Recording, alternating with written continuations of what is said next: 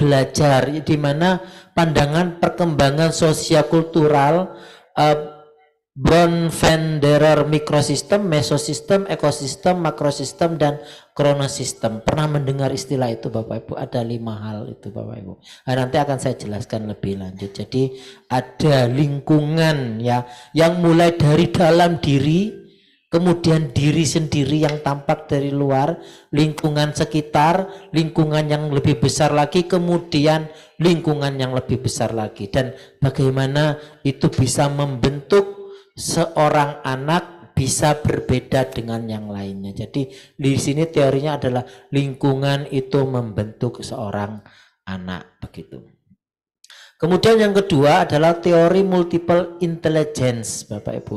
Jadi setiap orang memiliki 8 jenis kecerdasan ya, dalam tingkat yang berbeda-beda ya.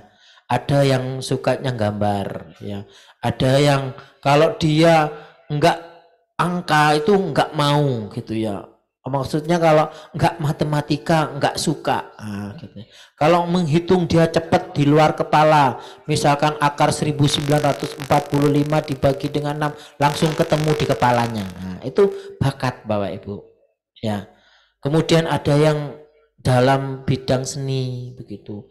Ada yang bakat dalam bidang macam-macam. Ada 8 kuadran. Nanti akan saya jelaskan lebih lanjut. Kemudian teori zone of proximal development, apalagi itu ya teori. Jadi di yang teori dasar yang ketiga itu teori zone of proximal development itu adalah zona antara tingkat perkembangan aktual dan tingkat perkembangan potensial. Artinya ada sesuatu hal yang bisa dipelajari secara mandiri oleh anak, tetapi ada juga yang dia harus diberikan latihan dulu. Bahkan ada yang dia tidak mungkin bisa. Oh, kedengaran di situ ya. Dia tidak mungkin bisa menguasai begitu, atau sangat sulit sekali menguasainya. Iya, baik. Jadi itu adalah teori zone of proximal development Bapak Ibu. Nah, kemudian yang terakhir learning modalitas Bapak Ibu, yang biasanya kita kenal dengan gaya belajar. Nah, tetapi sebenarnya learning modalitas ini bukan gaya belajar, tetapi memang sebuah hal yang dimiliki. Gaya ini, modalitas ini tidak bisa dibuat-buat Bapak Ibu. Memang seorang anak itu memiliki modalitasnya, cenderung kemana dia. Apakah visualnya, apakah auditorinya, apakah kinestetik. Yang baru sekarang ada writing Bapak Ibu. Anak kalau nggak nulis dia nggak bisa nyantol. Nah, ada juga yang dia nggak foto nggak puas gitu ya, harus foto dulu, cekrek-cekrek gitu. Itu ada. Itu namanya learning modalitas Bapak Ibu. Kita masuk yang pertama ya Bapak Ibu ya, teori ekosistem ekologi ya. Kenapa kok setiap anak itu kok berbeda satu dengan yang lain?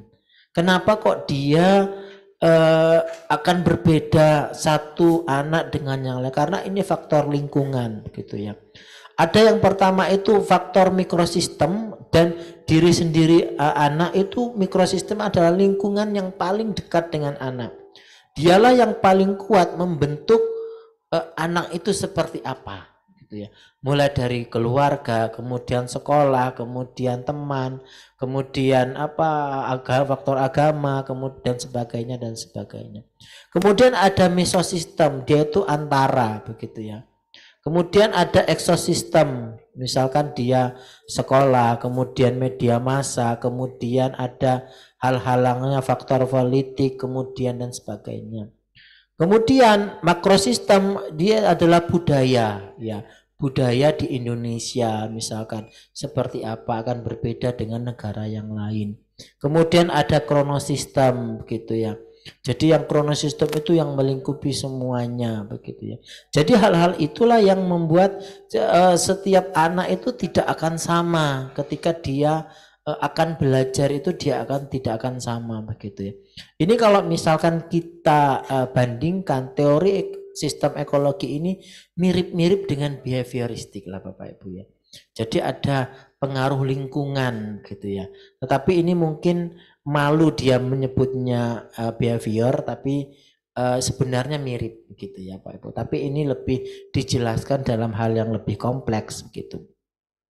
Jadi teori sistem ekologi ini memang membuat anak itu terbentuk gitu ya. Kita percaya bahwasanya ketika dia dari kecil itu dididik dengan cara yang begini, dia akan meniru. Kemudian kadang kenapa kok walaupun dia kembar itu bisa berbeda kemampuannya? Ya karena setiap saat, setiap detik lingkungan yang dihadapi anak itu berbeda. Gitu Bapak Ibu. Jadi itulah yang menyebabkan anak itu berbeda satu dengan yang lain. Kemudian yang kedua adalah teori multiple intelligence. Nah ini adalah ada kuadran, ada 8 hal ya Bapak Ibu ya. Mulai dari visual spasial ya, yang dia itu kalau ngelihat gambar itu lihat sekali udah hafal gitu ya. Jadi kalau ada gambar dia langsung tahu gitu ya. Kemudian ada yang musik ya, dia otodidak dengarkan musik, dia langsung bisa memainkan dengan sendirinya. Itu ya Bapak Ibu, langsung dia tanpa tinggal dikasih piano gitu ya, kemudian dia mendengarkan salah satu musik, dia coba mencet sekali, oh kok tiba-tiba dia bisa. Nah itu berarti terletak kecerdasannya memang di situ Bapak Ibu. Gitu ya. Kadang terus ada juga yang dia itu cerdas, dikasih bola gitu ya, tiba-tiba bisa juggling, bisa ditendang sampai memecahkan kaca rumah orang, nah itu ya. Nah itu bisa itu. Jadi itu berbakat juga itu ya Bapak Ibu. Kemudian smart ya, jadi smart people smart, jadi dia ada pintar dalam lakukan lobby gitu ya. Kadang orang itu ya kalau ada mereka memang pintar di apa ya, di interpersonalnya itu, dia ngomong apa itu kita percaya gitu ya. Nah itu juga bakat Bapak Ibu ya, dia bisa membuat sebuah gimmick ataupun mimik wajah yang membuat orang lain percaya gitu ya. Kemudian ada yang dia word smart begitu ya, verbal linguistiknya dia gitu ya, dia tidak usah belajar kursus, tiba-tiba dia hafal bisa 8 bahasa. Nah, banyak anak-anak yang dia dalam segi word itu dia mudah sekali menangkap, bahasanya mudah. Kemudian ada logical matematik ya, dia itu kalau berhubungan sama rumus itu dia langsung nangkep, jepret, langsung dia kayak ular gitu, nyampe gitu kan. Kemudian ada yang naturalistik begitu ya. Kemudian ada yang juga yang smart interpersonalnya. Itu juga self smart, jadi dia terhadap dirinya sendiri begitu ya. Itu tentang 8 hal. Nah, tetapi Bapak Ibu, 8 kuadran ini dia itu bukan berarti dia menguasai satu ya Bapak Ibu ya. Kadang dia itu menguasai 3 gitu yang menonjol. Kadang 4, kadang semuanya dia kuasai. Kan ada orang itu yang dia apa-apa iso. Ngono loh. Bapak Ibu, apa-apa saja itu bisa ada Bapak Ibu ya. Jadi dia itu dalam seperti kuadran, semua bakat ini ada skornya Bapak Ibu. Jadi misalkan musikalnya 8, kemudian tapi self smartnya 3 gitu ya. Terus dia sukanya ngomong aja tapi kerja enggak bisa. Kayak gitu kan ada yang seperti itu. Terus dia senengnya kerja tapi ngomong enggak bisa gitu. Ya macam-macam Bapak Ibu. Jadi itulah apa ya, yang memang kita gitu ya, memang kita gitu ya.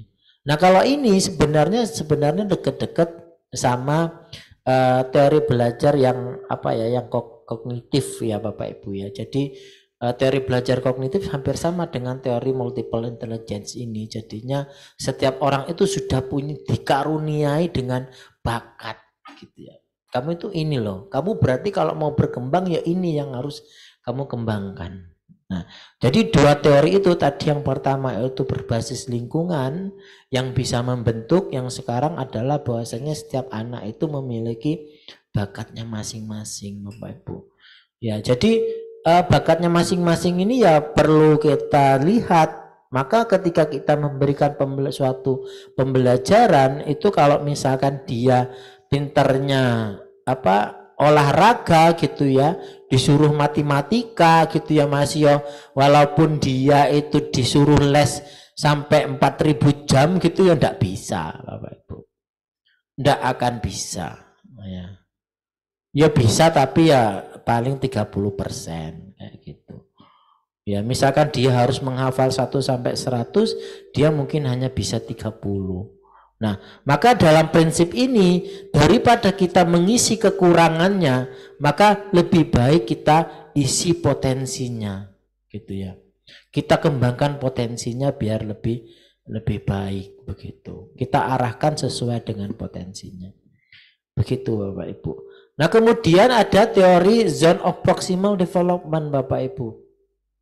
Coba kita bayangkan, apakah anak kecil itu ketika berbicara bahasa daerah itu diajari Bapak Ibu?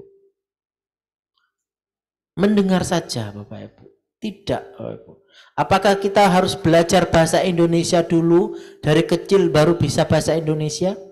Tidak Bapak Ibu. Gitu ya. Orang Inggris, anak-anak Inggris pinter bahasa Inggris Bapak Ibu ya. Saya kaget loh. Masih kecil kok pinter bahasa Inggris ya gitu ya. Ya memang tinggalnya di Inggris gitu ya. Saya kaget. Arek cilik kok pinter men ya bahasa Inggris api ya. Memang karena dia tinggalnya di Amerika gitu. Jadi hal yang sudah bisa dilakukan sendiri begitu ya. Kemudian ada hal baru yang dilakukan dengan bantuan gitu ya. Jadi teori ini, zona ini, yang di dalam ini artinya mungkin saja awalnya dia itu butuh bantuan Bapak Ibu. Tetapi karena dia sudah bisa, berarti akhirnya dia masuk ke dalam zona yang masuk ke dalam. Gitu Bapak Ibu. Misalkan anak makan gitu ya. Kalau sering disuapin begitu ya, kira-kira dia bisa nggak melakukan makan sendiri? Tidak akan bisa Bapak Ibu. Sampai gede ya dulang terus ya. Minta suapin terus Bapak Ibu. Gitu. Padahal itu adalah hal yang bisa dia lakukan dengan bantuan Bapak Ibu. Ya. Maka ketika kita membiarkan zona proksimalnya itu diberikan bantuan terus oleh orang lain, maka dia tidak akan bisa masuk menjadi hal yang bisa dilakukan sendiri. Ya, disinilah peran guru. Ya, ketika dia punya bakat, maka ketika dia tidak diberikan bantuan, stimulus, maka itu tidak akan bisa melejit, tidak akan bisa jadi zona yang bisa dilakukan sendiri, gitu ya. Baik Bu. Maka zona ini, zona proximal development ini saya kira sangat tepat karena setiap anak itu perlu sekali katalis, Bapak Ibu ya, perlu katalis, perlu sesuatu yang mempercepat, ya. Mempercepat siapa kalau dalam dunia pendidikan? Adalah guru. Di rumah siapa? Orang tua, gitu ya. Kalau di lingkungan siapa? Ya masyarakat, Bapak Ibu, yang bisa menjadi katalis untuk perkembangan dari zona proksimalnya, gitu. Kemudian yang terakhir Bapak Ibu, ini bukan maaf salah ngomong saya. Bukan yang terakhir, maksudnya dari bagian teori, 4 teori ini ya Bapak Ibu ya. Nanti selesai, baru jam berapa gitu ya. Oke, ini masih teori-teori ya Bapak Ibu ya, mungkin lebih nge-refresh gitu ya Bapak Ibu ya. Nanti baru kita lebih banyak diskusi di bagian steam-steamnya itu ya, bagian panas-panasnya itu Bapak Ibu.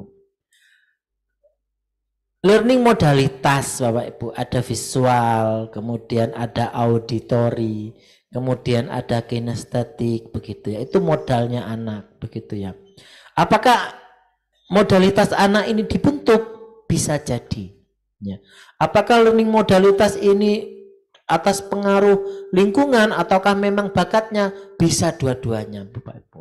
Ya, tetapi kalau teori-teori mengatakan teori-teori kiri atau teori kanan itu ada yang dia itu nggak mungkin dia itu bakat itu dibentuk, bisa gitu ya.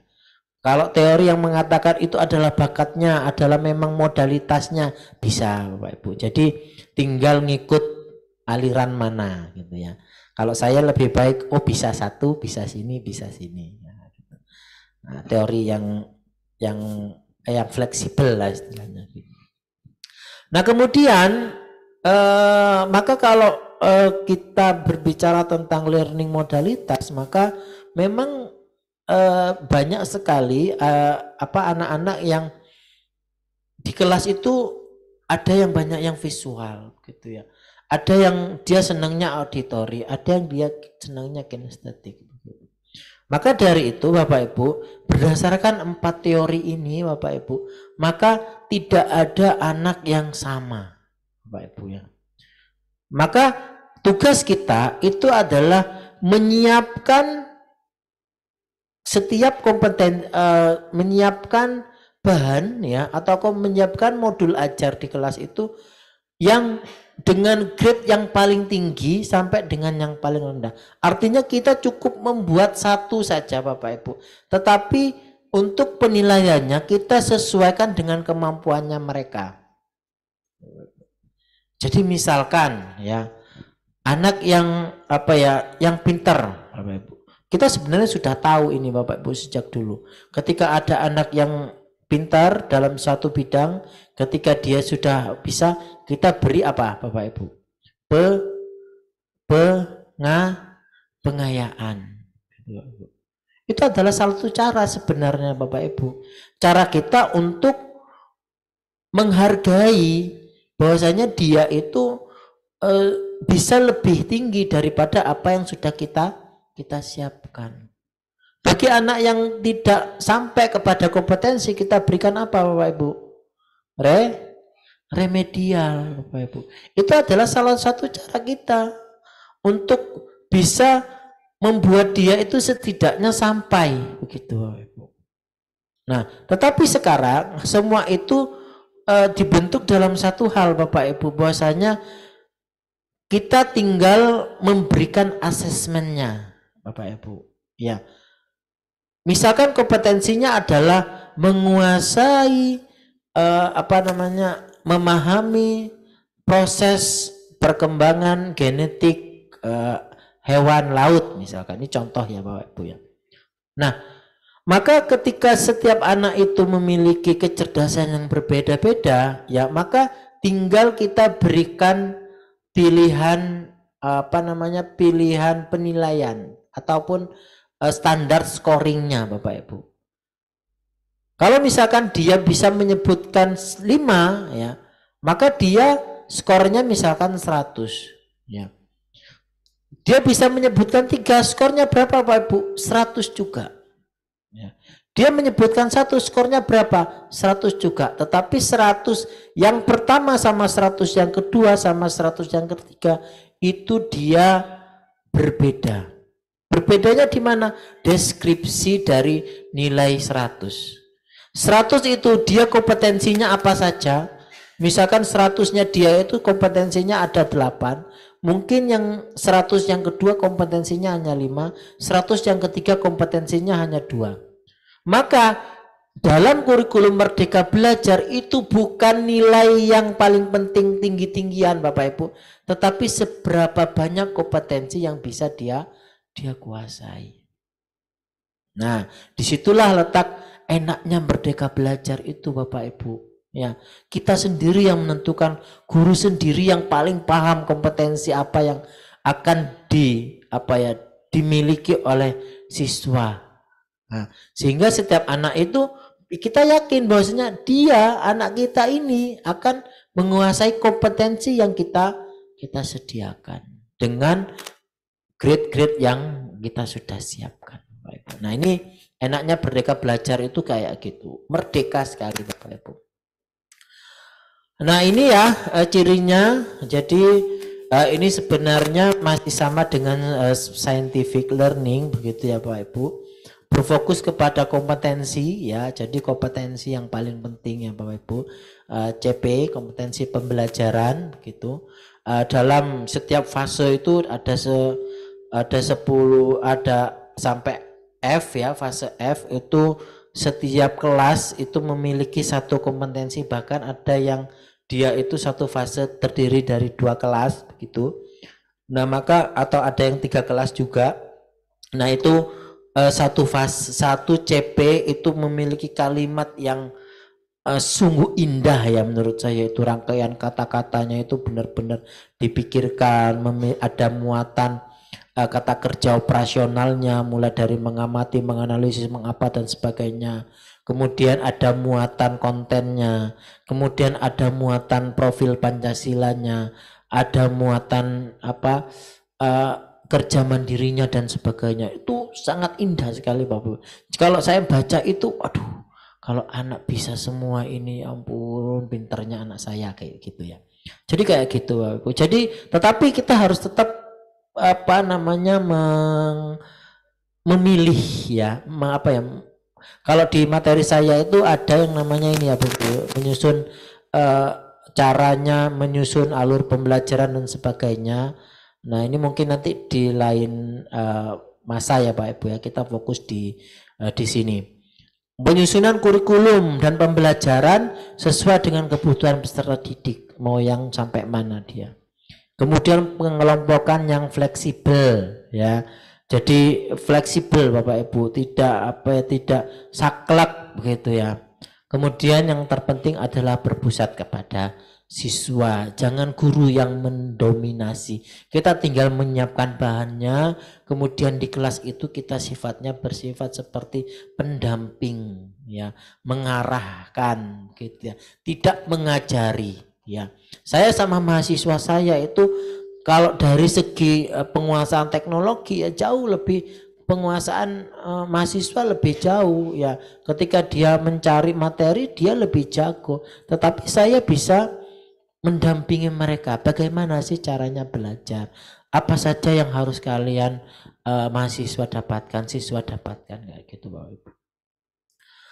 Nah, kesiapan belajar peserta didik Bapak Ibu. Jadi di sini ya kita bisa semacam kayak equalizer gitu ya, menentukan seberapa jauh setiap anak itu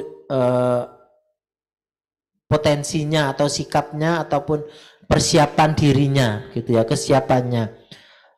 Kita ukur misalkan dalam satu kelas itu kira-kira dia itu kelasnya sifatnya itu bersifat mendasar apa bersifat transformatif, atau dia lebih mengarah ke konkret atau lebih mengarah ke abstrak. Nah, maka kalau misalkan kita ya di tingkat fase A, nah kira-kira kesiapan belajar anak-anak itu konkret apa abstrak Bapak Ibu? Konkret, betul ya, karena dia butuh contoh ya, contoh nyata. Misalkan ayam bertelur, anak-anak percaya nggak kira-kira Bapak Ibu? Tidak percaya sampai dia menemukan buktinya. Begitu ya. Kalau ayam bertelur, begitu. Ya. Kemudian proses ini misalkan, proses dari kepompong menjadi kupu-kupu, ulat menjadi kupu-kupu. Kira-kira anak percaya nggak prosesnya? Kira-kira anak akan memahami nggak kalau misalkan kita bercerita, anak-anak ini proses perubahan dari metamorfosis itu gini ya anak-anak ya, mulai dari ulat, kepompong, larva, pupa, kemudian kupu-kupu. Kira-kira anak SD gitu bisa paham nggak Bapak Ibu? Tidak. Ya, karena dia masih bersifat imajinatif begitu ya Pak Ibu. Tidak bersifat tidak bisa menggambarkan sesuatu yang abstrak begitu. Ya, sehingga apa yang kita berikan di equalizer ini kesiapan anak ya berarti kita lebih fokus kepada hal yang konkret. Tetapi kalau sudah SMP, udah yang SMA, kita bisa mengarahkan dia ke sesuatu yang abstrak. Apalagi anak perkuliahan ya. Kalau dia dikasih contoh, dia sudah tahu Bapak Ibu, gitu ya. Udah tahu kalau misalnya kita menyediakan ayam terus bertelur, buat apa? Karena dia sudah tahu, gitu. Nah, maka itu equalizer ini adalah salah satu hal yang perlu kita persiapkan. Kita ukur kira-kira kesiapan belajar peserta didik itu ada di mana. Misalkan sederhana dan kompleks.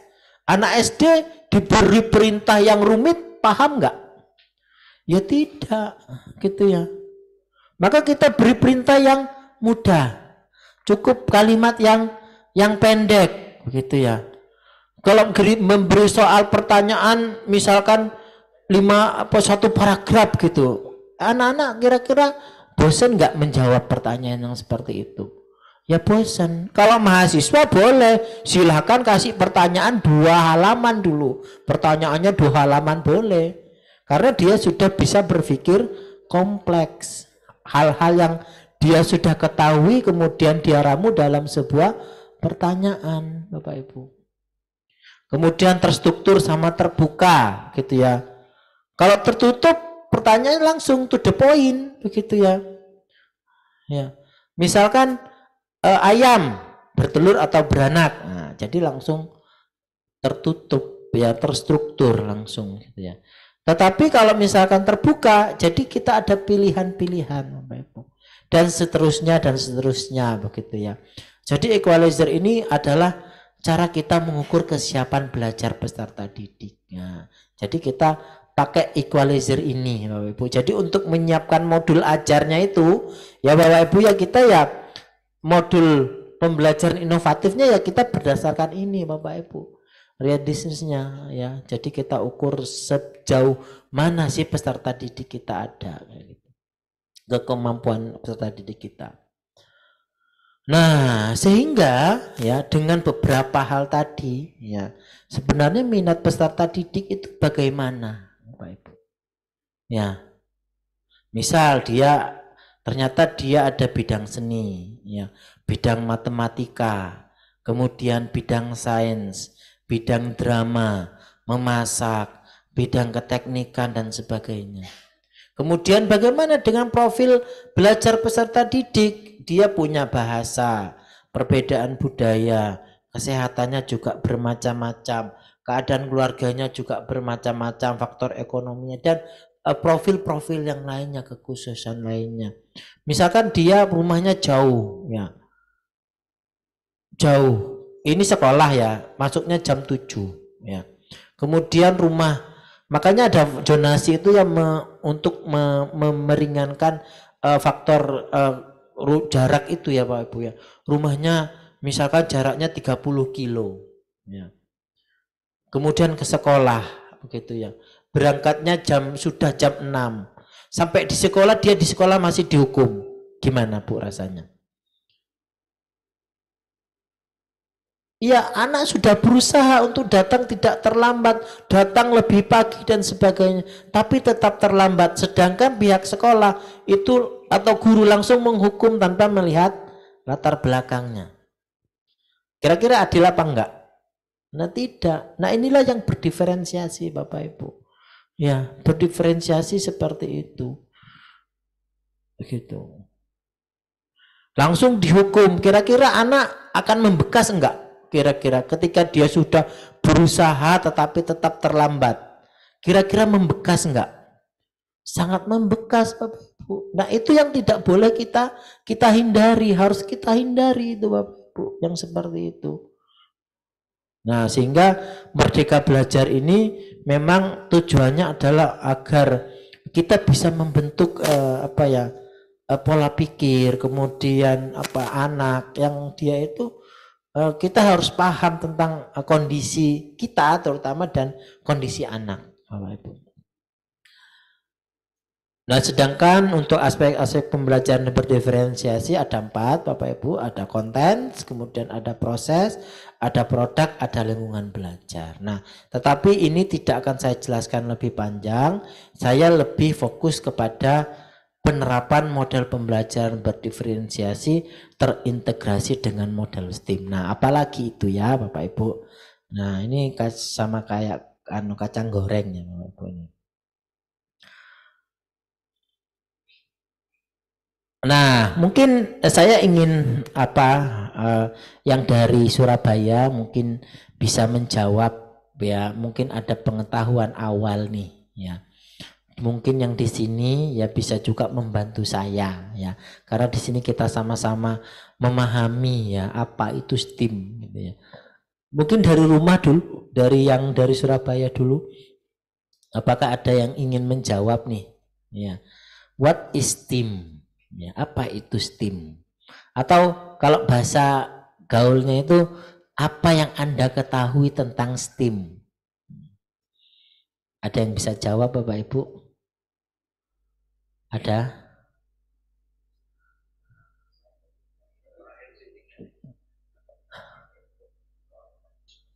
Ada Bapak Ibu yang di rumah, monggo silakan. Steam. Ada yang raise hand di rumah? Oke.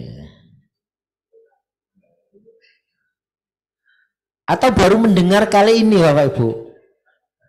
Sudah sering Pak, tapi itu saya pikir penghangat ruangan. Nah, bisa boleh kayak gitu Bapak Ibu.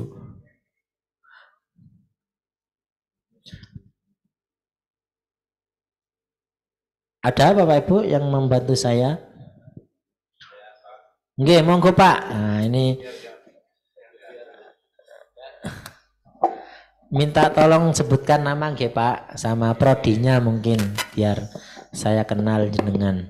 Pak Arif, Pak. Nggih. Nggih, baik. STEAM, program studi pendidikan IPA. IPA. Oke, jadi STEAM ini bisa disebut dengan berbagai sudut pandang ya. Bisa kadang disebut pendekatan, kadang-kadang disebut juga strategi gitu ya. Karena sebenarnya adalah sebuah pembelajaran yang di dalamnya mengintegrasikan atau melibatkan.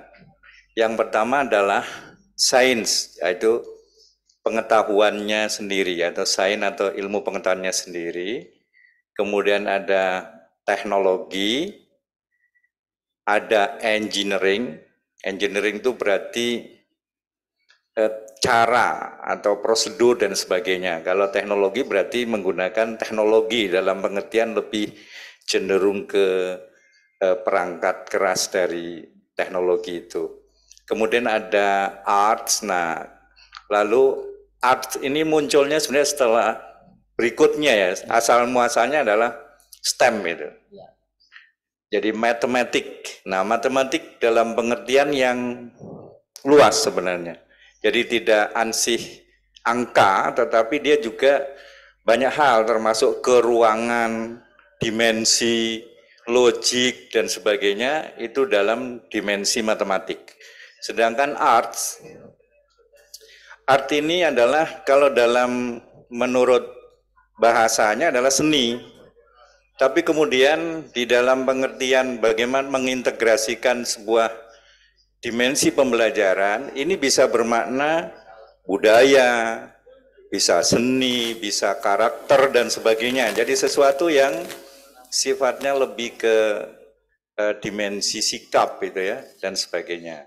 Nah, di dimensi itu. Sehingga kalau sebuah pembelajaran mampu mengintegrasikan sains, teknologi, engineering, art and mathematics, ini sebenarnya adalah sebuah pembelajaran yang real, yang nyata gitu ya. Jadi problem kita sehari-hari sesungguhnya adalah STEAM ini.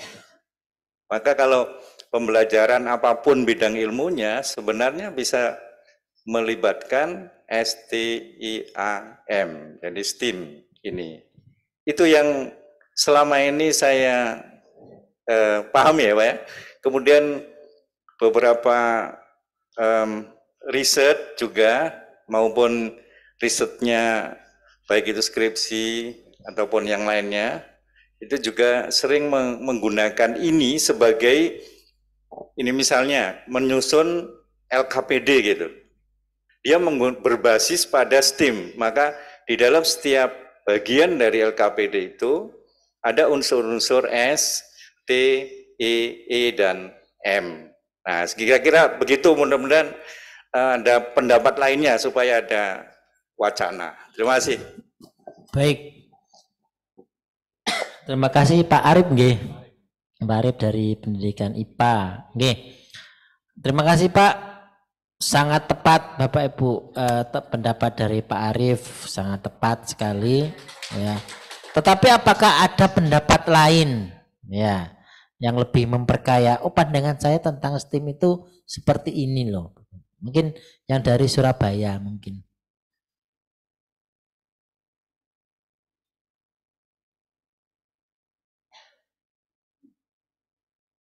Oke, baik.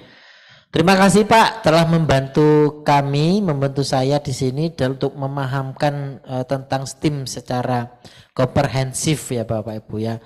Termasuk mulai dari STEAM kemudian jadi STEAM ya. Jadi STEAM jadi STEAM ya. Tapi A-nya itu sebenarnya bacaannya sama ya, sama-sama STEAM ya.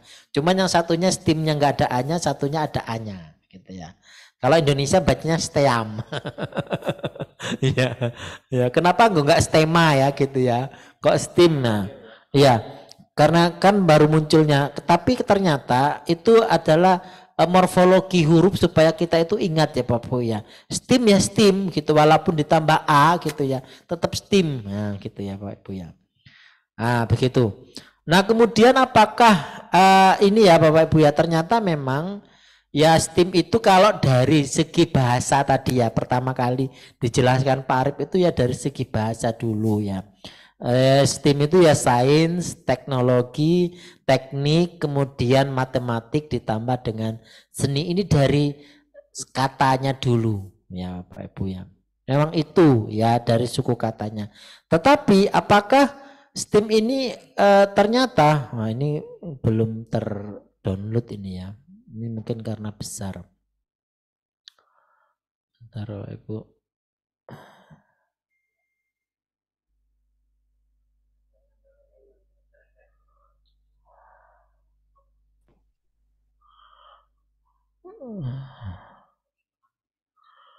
Iya, sampai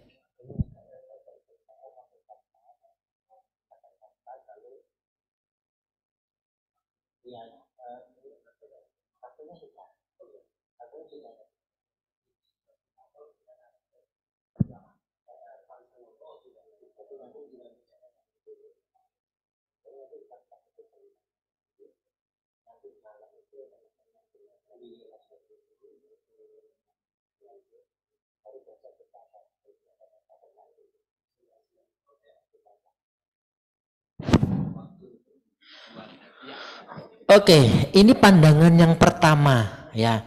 Bahwasanya STEAM itu adalah sebuah konsep Bapak Ibu. Ya, bukan merupakan sebuah model ya. Kalau di sini bilangnya STEAM konseptual model itu berarti bukan model pembelajarannya Bapak Ibu ya. Tapi STEAM itu adalah sebuah konsep ya. Bahwasanya itu masih sebuah konsep. Sama kayak berdiferensiasi itu masih sebuah konsep ya. Itu pandangan yang pertama Bapak Ibu. Ya. Jadi benar tadi ada yang bilang metode, ada yang bilang strategi, ada yang model, ada pendekatan dan sebagainya. Monggo dibilang apa saja itu STEAM itu. Tapi yang jelas ya kalau STEAM dalam konteks pembelajaran itu ada yang poin pertama itu problem solving skill. Artinya ada kemampuan untuk memecahkan masalah di dalamnya Bapak Ibu. Maka hubungannya pada problem solving skill, dia ada 3 skill yang kemungkinan di sini bisa dicapai dalam peningkatan kompetensi dari skill dari pemecahan masalah. Ada kognitif, ada interaksi, ada kreativitas, Bapak Ibu. Nah, kemudian yang selanjutnya itu adalah disiplin integrasi. Ya. Jadi ada multiple konteks, areas, kognitif dan idea begitu ya. Jadi ada berbagai macam hal yang bisa kita bawa ke dalam suatu masalah. Ya. Misalkan masalah yang biasa ya, pohon gitu ya Bapak Ibu ya. Kalau misalkan bicara pohon, apakah itu hanya biologi saja gitu ya? Ya tidak, bisa kita pandang secara ekonomi, bisa kita pandang sebagai matematis, mengukur tingginya, kecepatan tumbuh dan sebagainya. Maka suatu bahan ya, selain dia bisa meningkatkan problem solving skillnya, maka dia bisa ada multiple contents areanya. Dan semuanya harus saling terkoneksi Bapak Ibu. Nah sebenarnya itu di kita sudah ada Bapak Ibu. Apa namanya kalau di kita? Tematik Bapak Ibu. Ya. Gitu. Sebenarnya STEAM itu bukan hal yang baru Bapak Ibu ya. Kita sudah punya ya tematik begitu ya. Kalau saya ya dulu waktu di Hiroshima itu bilang tematik gitu ya. Mereka bingung. Tetapi setelah saya jelaskan, oh ternyata ada ya di Indonesia yang sama seperti STEAM kayak gitu. Gitu. Yang dia itu multiple content area. Nah, gitu. Dan langsung tertarik orang Jepang itu Bapak Ibu. Langsung dia mengutus anak buahnya, mahasiswanya disuruh penelitian ke Indonesia. Bayangkan itu Bapak Ibu ya. Cuman kita biasanya tidak pede ya, tidak percaya diri ya untuk menyampaikan bahwasanya kita punya loh tematik ini loh. Ya, berdasarkan tema, satu tema dikaji dalam beberapa aspek ya, beberapa pelajaran. Nah itu sangat tertarik mereka ketika saya sampaikan tematik kita ada di SD itu namanya tematik. Nah kenapa kok SMP-nya tidak? Kenapa kok SMA-nya tidak? Nah itu kebijakan pemerintah, kita tidak bisa ini ya. Padahal kalau sampai SMP sampai SMA itu tematik maka guru itu akan berkolaborasi dan tidak berjalan sendiri-sendiri. Nah itu ya Bapak Ibu. Tapi kalau yang di SD satu guru menguasai semua bidang. Nah, berarti yang egois itu guru SMP dan guru SMA ya. Egois ya, maunya jalan sendiri-sendiri, ilmunya sendiri-sendiri, nggak mau berkolaborasi gitu ya. Kemudian ada selanjutnya adalah classroom environment Bapak Ibu ya. Jadi ada lingkungan kelas gitu ya. Ada problem based, ada authentic test, ada multiple method, ada student choice, ada teknologi interaction, ada teacher facilitation. Semua hal yang mendukung ya. Lingkungan yang mendukung, mensupport gitu ya. Kemudian setelah itu ada garis-garis besar itu untuk penilaian, kemudian ada partisipasi dari semua pihak gitu Bapak Ibu. Ini adalah STEAM sebagai konseptual model Bapak Ibu. Ya. Tetapi kok sebenarnya kalau dibilang model pembelajaran STEAM itu boleh enggak? Nah, Bapak Ibu. Boleh enggak Bapak Ibu?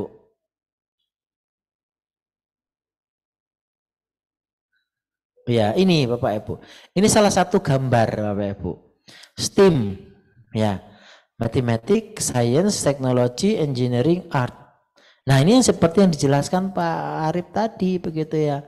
Bahwasanya kita memisahkan ya. Kalau sains itu ya bagian scaffoldingnya, kebiasaannya, bersikap sains, atau tadi bilang kontennya gitu ya, atau konteksnya begitu ya. Kemudian teknologi itu adalah yang membimbing, yang memfasilitasi, yang mengarahkan. Kemudian engineering itu yang mengengage ya, artinya yang memfasilitasi untuk agar dia bisa begitu ya. Kemudian art itu adalah argumentation, kebiasaan, pendapat dan sebagainya, cara kita berkomunikasi dan sebagainya. Sedangkan matematik fokus kepada modelingnya. Nah, ada yang seperti itu Bapak Ibu. Ini setuju nggak Bapak Ibu kalau STEAM itu adalah ini? Ini benar-benar STEAM apa enggak? Gambar yang di sini itu. Kira-kira ada yang mau berkomentar? Ini tanda tanyanya sampai 3 saya masukkannya. Nah ini tanda tanya banyak. Nah ini STEAM apa enggak Bapak Ibu?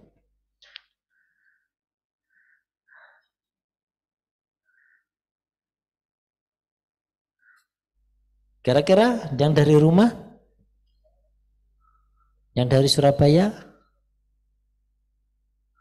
Oke, kita simpan jawabannya ya Bapak Ibu ya. Ya, kita simpan jawabannya. Kemudian ini lagi Bapak Ibu ya, STEAM a framework for education across the discipline ya. Jadi sebuah framework ya, framework itu apa ya? Gagasan ya. Kerangka ya, sebuah kerangka ya untuk pendidikan multidisiplin ya Pak Ibu. Nah, ini tadi science, technology, engineering, mathematics, arts itu adalah dia masukkan ke dalam spesifik disiplin ya Bapak Ibu, ada di sini ya. Nah, kemudian dari setiap konten spesifik ini ada macam-macam mata pembelajaran. Ada history of nature, of concept, kemudian ada inquiry, ada basics, ada biology, ada chemistry, ada antariksa, ada geoscience, ada biochemistry. Ya Pak Ibu ya. Masuk ke dalam sains. Kemudian teknologi ada yang agriculture, kemudian bioteknologi, information, communication, power and energy dan sebagainya masuk ke dalam teknologi. Kemudian engineering, aerospace, fluid, arsitektur, agriculture, komputer, civil, mining dan seterusnya masuk ke dalam engineering. Kemudian matematik, number, operation, aljabar, geometri dan seterusnya masuk ke dalam matematik. Ya. Kemudian art, humanities, begitu ya. Kemudian ada psikologi, kemudian ada STS, ya, politik, education, futurologi dan semuanya masuk ke dalam art. Nah, baru di sini dia memisahkan yang science technology ini multidisciplinary dalam bentuk STEAM. Ya, sedangkan art waktu itu belum bergabung. Ya. Hal yang tidak, maksudnya yang masih belum dipisahkan. Baru terintegratif Bapak Ibu, STEAM. Ya, yang ada A-nya. Ya. Baru setelah itu yang terakhir sampai kepada lifelong holistic. Ya, jadi STEAM itu adalah sebuah kerangka yang untuk pendidikan multi di lintas disiplin. Ya. Apakah ini yang dimaksud dengan STEAM? Nah, tanda tanya lagi ya Ibu. Silakan. Apakah ini yang bentuk STEAM Bapak Ibu? Ya, ya Bapak Ibu.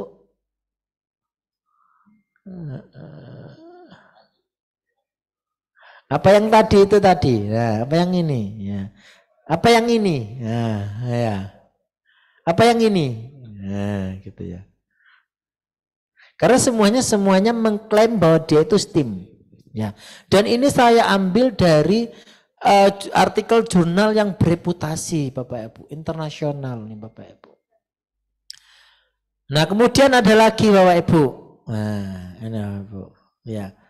Scaffolding, tutoring, engaging, argumentation, modeling. Ya. Kemudian di scaffolding, teacher provide cross-disciplinary course and learning resource. Ya. Guru menciptakan mata kuliah atau pembelajaran yang lintas disiplin ya dan lintas sumber pembelajarannya. Kemudian the learner are guided by a learning path to finish the project. Ya. Kemudian pembelajar ataupun mahasiswa itu dibimbing ya dengan pembelajaran dengan langkah-langkah sampai dia bisa menyelesaikan proyeknya. Kemudian tutoring Bapak Ibu. Nah, apakah ini yang disebut dengan STEAM? Nah, tanda tanya.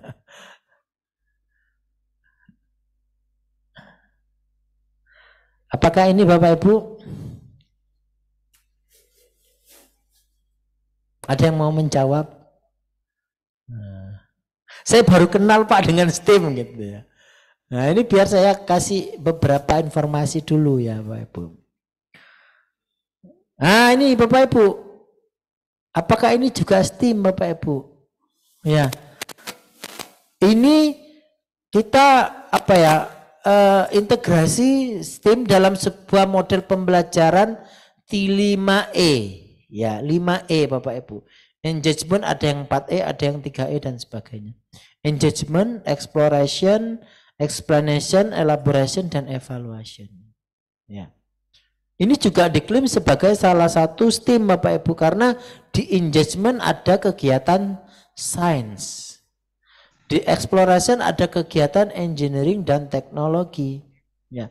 Di explanation ada kegiatan sains, Kemudian di elaboration ada mathematik dan art, ada proses dan sikap di situ. Nah, apakah ini juga STEM, Bapak Ibu? Iya.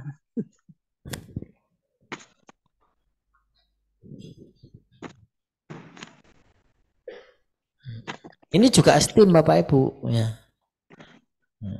Apakah ini ya yang dimaksud dengan STEM-nya? Kira-kira gimana, Bapak Ibu? Enggak, Pak.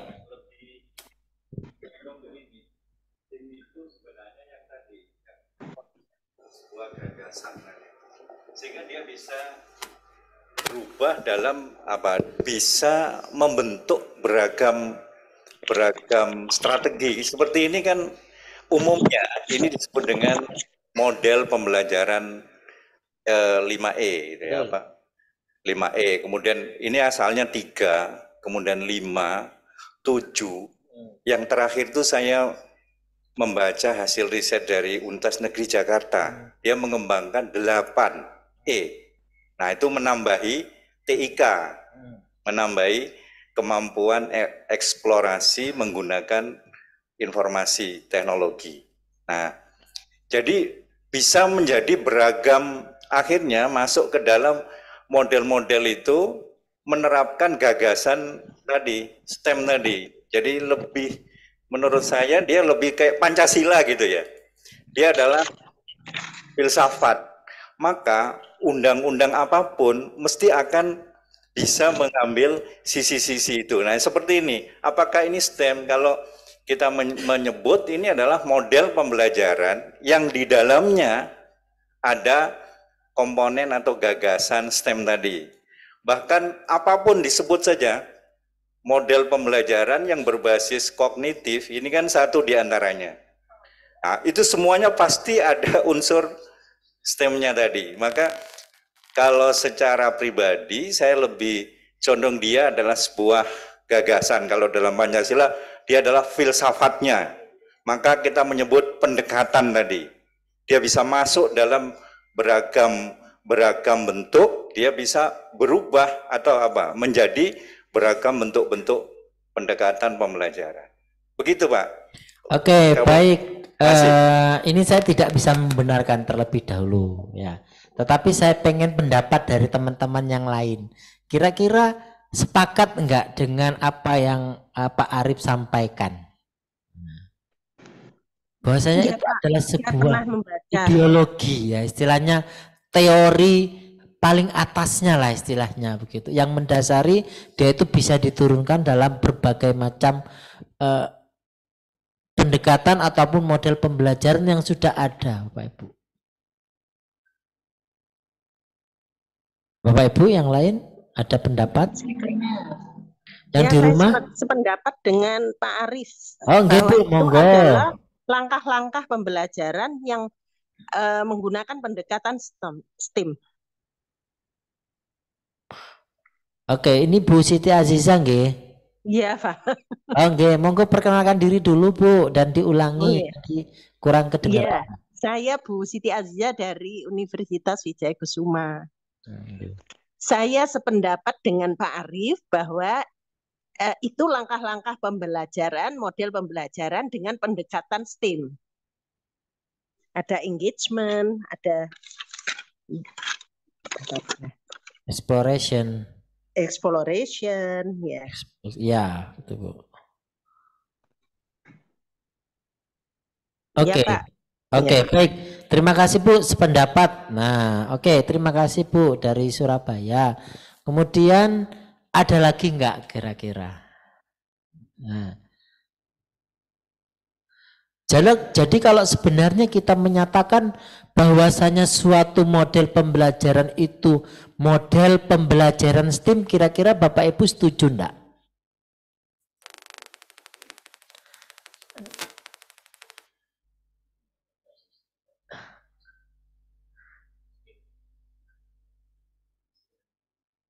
Iya, tidak Pak, betul ya. Jadi kita sekarang sudah harus apa ya, Ini juga salah satu ya 4E dan seterusnya. Nah, jadi kita itu berpikir STEAM itu bukanlah sebuah model pembelajaran. Karena kalau kita sudah menyatakan bahwa STEAM itu adalah sebuah model pembelajaran, kita sudah berpikir sempit, Bapak Ibu. STEAM itu bukan sebuah model yang kaku, Bapak Ibu. Ya. Iya, betul, Pak. Jadi bukan sebuah suatu sama kayak berdiferensiasi, bukan suatu hal yang kaku begitu, bukan hal yang saklek begitu, tetapi adalah sesuatu kerangka berpikir ya, framework yang dimana ada tujuan yang akan dicapai ketika kita memasukkan konten multidisiplin di dalamnya begitu, Bapak Ibu. Jadi kita sepakat nggih Bapak Ibu ya, tidak lagi menyebut model pembelajaran STEAM ya Pak Ibu ya. Karena setiap model pembelajaran itu sudah banyak berkembang ya. Di inquiry ada muatan STEAM enggak Bapak Ibu? Ada ya. Di project based learning ada STEAM enggak Bapak Ibu?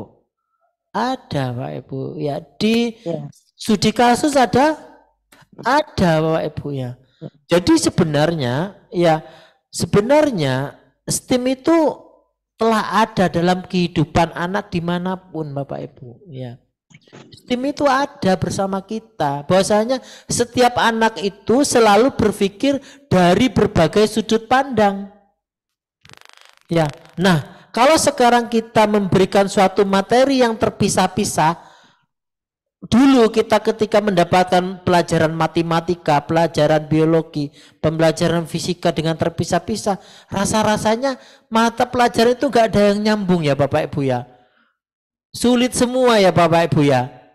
Betul ya, karena kita tidak ada kognitivitas, satunya belajar sejarah megalitikum, satunya belajar biologi tumbuhan, matematikanya belajar aljabar, ya sudah kita mendapatkan distraksi materi yang tidak terstruktur sebenarnya. Tuh, Bapak Ibu. Nah, maka STEAM ini muncul Bapak Ibu, bahwasanya memang kita sebagai manusia itu ketika ada satu benda ini gelas nih, maka dalam pikiran kita itu akan ada banyak sekali pemikiran Bapak Ibu. Nah, disitulah muncul bahwasanya STEAM itu marilah kita sekarang itu tidak lagi mengkotak-kotakan konten ya. Tapi bagaimana kalau misalkan itu kalau guru pembelajarannya tetap pembelajarannya satu Bapak Ibu, tetapi sumbangsi gurunya dalam memberikan konten yang multi across disiplin itu bisa terpenuhi.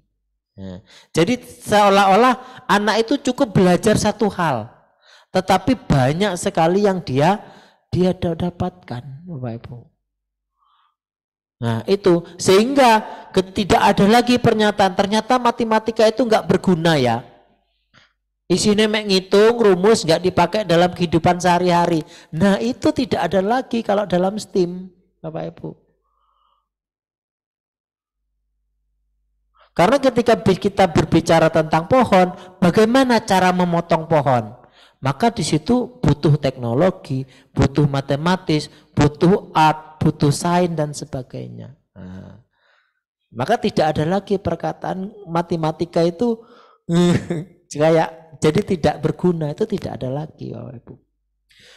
Nah, kemudian STEAM itu mendorong anak untuk membangun pengetahuan tentang dunia di sekeliling mereka melalui mengamati, menanya dan menyelidiki. Ya, itu prosesnya Bapak Ibu. Nah, maka saya sebenarnya itu memang sangat setuju dengan adanya tematik begitu Bapak Ibu ya. Sama sebenarnya hampir sama lah ya, cuman untuk frameworknya jadi kerangka utamanya tematik itu masih belum ada panduan umumnya ya Bapak Ibu ya. Jadi kita masih berbasis kepada panduan yang tidak teoritis ya artinya. Kalau STEAM ini kan teoritis banget ya, artinya dia ada buku artinya ada panduan utamanya begitu ya. Nah, kemudian sekali lagi Bapak Ibu, sebenarnya STEAM itu bukan barang baru ya. Itu sudah memang telah ada ya di sekitar kita ya. Kita percaya bahwasanya ketika kita memandang satu benda itu akan pemikiran kita itu akan bercabang-cabang ya. Ya memikirkan tentang bentuknya ya. Kalau misalkan saya menunjukkan mouse ini, set, apa yang Bapak Ibu pikirkan?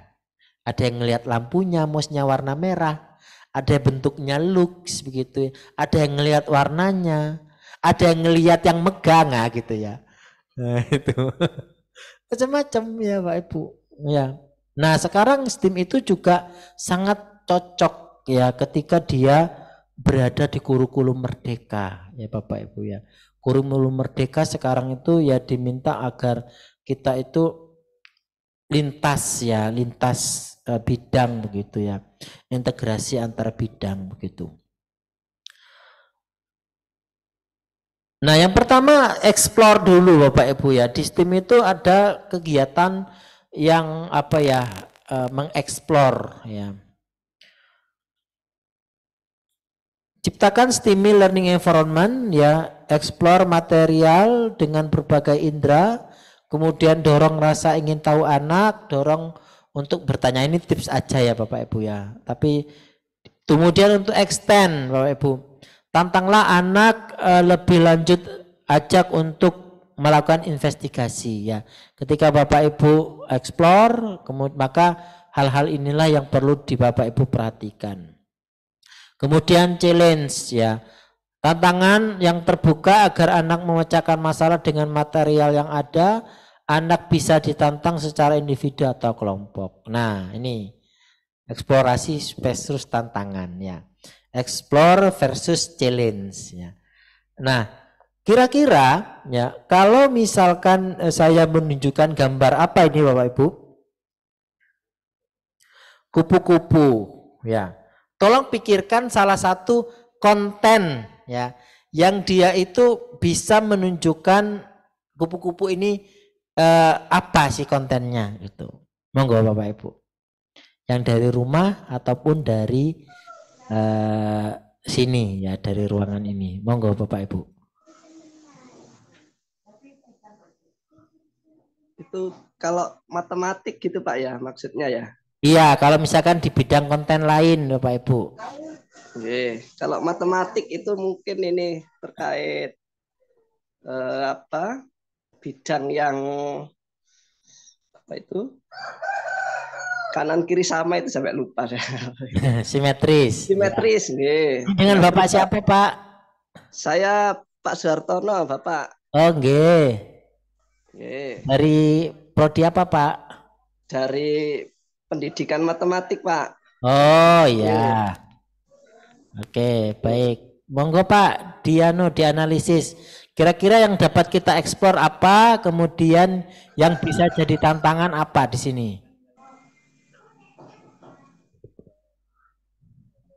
Jadi kalau untuk mengeksplor yang kupu-kupu itu katakanlah di STEM tadi, saya dari yang belakang di matematiknya itu kita bisa ini terkait materi simetris ya Pak, seperti itu. Oke, baik. Kalau atau juga geometri fraktal ya barangkali kalau yang siap. Kalau yang seni jelas di sana bagaimana keteraturan di sana. Itu kalau yang mungkin biologinya dari metamorfosis ya Bapak ya. Oke, baik. Yang sainsnya. Kemudian yang tekniknya barangkali di sana nanti apa ya istilahnya membuat bentuk-bentuk yang bisa untuk produk seperti itu. Oke, baik. Pak, seperti itu Oke, saja. terima kasih Bapak Suharsono dari Surabaya, dari Pendidikan Matematika. Oke, baik. Yang dari ruangan ini.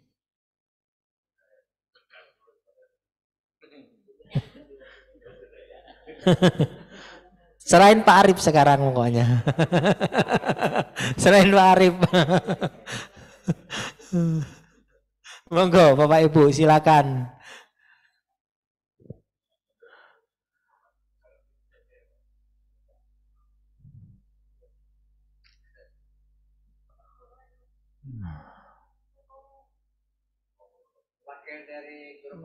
Wakil Guru Pamong. Silakan Pak, silakan. Silakan Pak.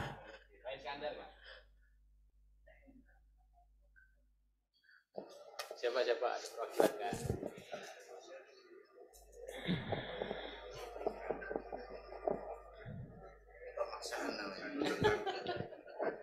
Terima kasih.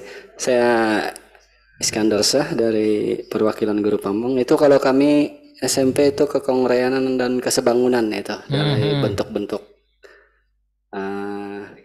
matematikanya itu Pak. Kira-kira yang bisa di-challenge kepada anak nih, kira-kira apa ini kalau ngelihat gambar kupu-kupu gini, Pak? Itu kita bisa men-challenge kepada anak. Coba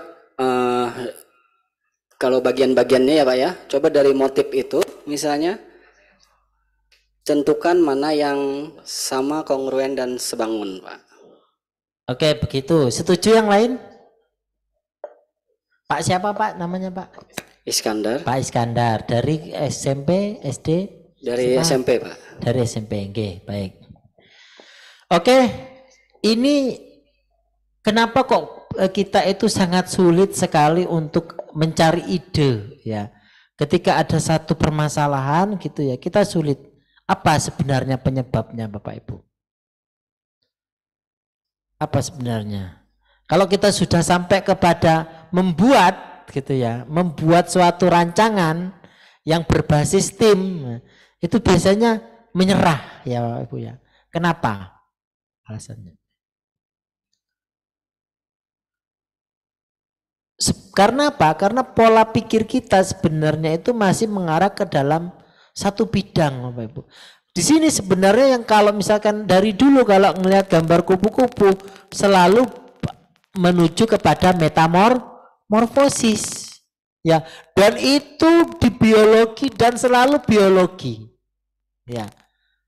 Kenapa kok kita sulit? Karena dalam bawah sadar kita itu sudah tercetak, terprint di situ ya, sehingga kita sulit sekali memikirkan hal-hal yang lain Bapak Ibu ya. Ketika siswa kita dikenalkan kupu-kupu kemudian itu adalah pembelajaran biologi, maka bagi saya ketika melihat gambar kupu-kupu ya sudah biologi, tidak ada yang lain. Maka itu akan menjadi challenge buat kita, tantangan buat kita bagaimana supaya ini bisa berubah. Ketika ada kupu-kupu kita menggambarkan suatu hal yang tidak biasa, tidak biologi saja. Salah satunya tadi kesebangunan ya.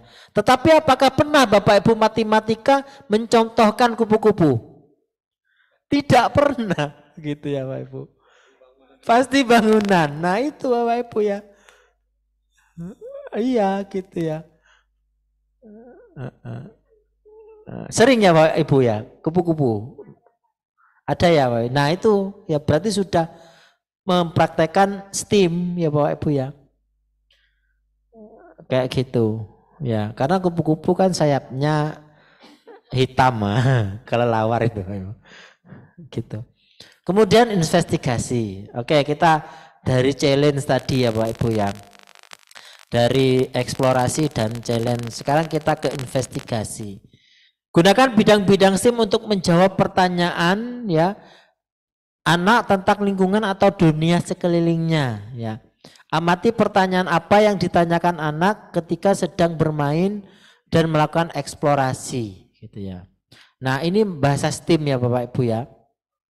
Bahasa STEM itu cirinya dua ya Bapak Ibu ya.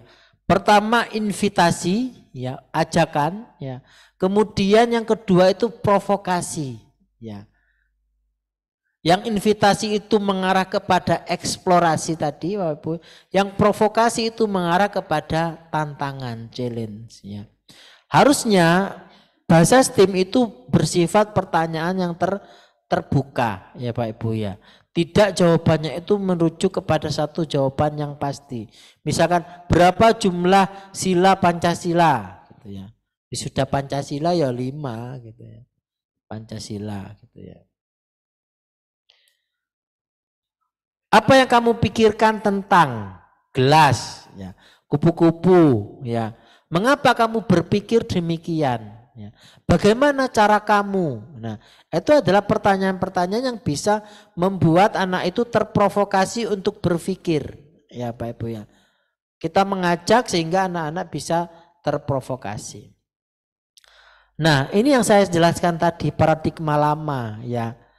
Ini mata pelajaran apa sih sebenarnya? Ya sudah, ya biologi, ya sudah, tidak ada lagi, ya sudah. Mulai dari ulat ya, kemudian kepompong, kemudian ini langsung menjadi kupu-kupu. Tetapi pernah nggak kita memperhatikan berapa sih sebenarnya jangka waktunya, misalkan lifetime-nya. Kemudian perubahan wujud apa yang ada perubahan kimianya nggak di situ gitu ya. Zat apa yang ada di kepompongnya ini mungkin itu yang bisa kita eksplorasi Bapak Ibu. Ya, paradigma lama Bapak Ibu ya. Kalau kupu-kupu ya biologi gitu. Nah itu jadi tidak membuat suatu hal itu menjadi multidisiplin, tidak menjadi sesuatu yang bisa dikaitkan dengan mata pelajaran yang lain. Nah ini pengalaman kemarin Bapak Ibu ketika kita membahas tentang perubahan iklim. Ya di Merdeka Belajar gitu ya. Perubahan iklim hanya ada di mata pelajaran apa Bapak Ibu? Fisika. Ya Pak Ibu. Ya. Di fase E. Ya. Padahal sebenarnya perubahan iklim seharusnya itu bisa terintegrasi mulai dari fase A sampai fase F. Ya. Dan itu bisa kita kaji dari berbagai macam keilmuan Bapak Ibu. Sehingga apa? Sehingga ketika kita belajar tentang perubahan iklim yang sekarang lagi menjadi trending topik ya, Jakarta. Sehingga menganggapnya perubahan iklim itu adalah sebuah mata pelajaran. Ya, salah satu konten pembelajaran bukan sebuah kebiasaan untuk menjaga lingkungan misalkan kayak gitu ya. Nah itu yang ada dalam STEM Bapak Ibu. Nah ini kosakata yang biasa dipakai STEM ya Bapak Ibu ya. Nah ini ada banyak ya Bapak Ibu. Nah, kosakata STEM yang pertama bisa amati ya, Kemudian rencanakan ya. Nah, ini salah satu pengumuman lagi ya Bapak Ibu ya yang saya jelaskan tadi. Bahwasanya dalam kurikulum Merdeka Belajar sekarang tidak lagi menggunakan level taksonomi Bloom ya Bapak Ibu ya. Jadi level taksonomi Bloom itu sudah tidak lagi digunakan sebagai level untuk menentukan sebuah capaian kompetensi. Ya, tidak ya.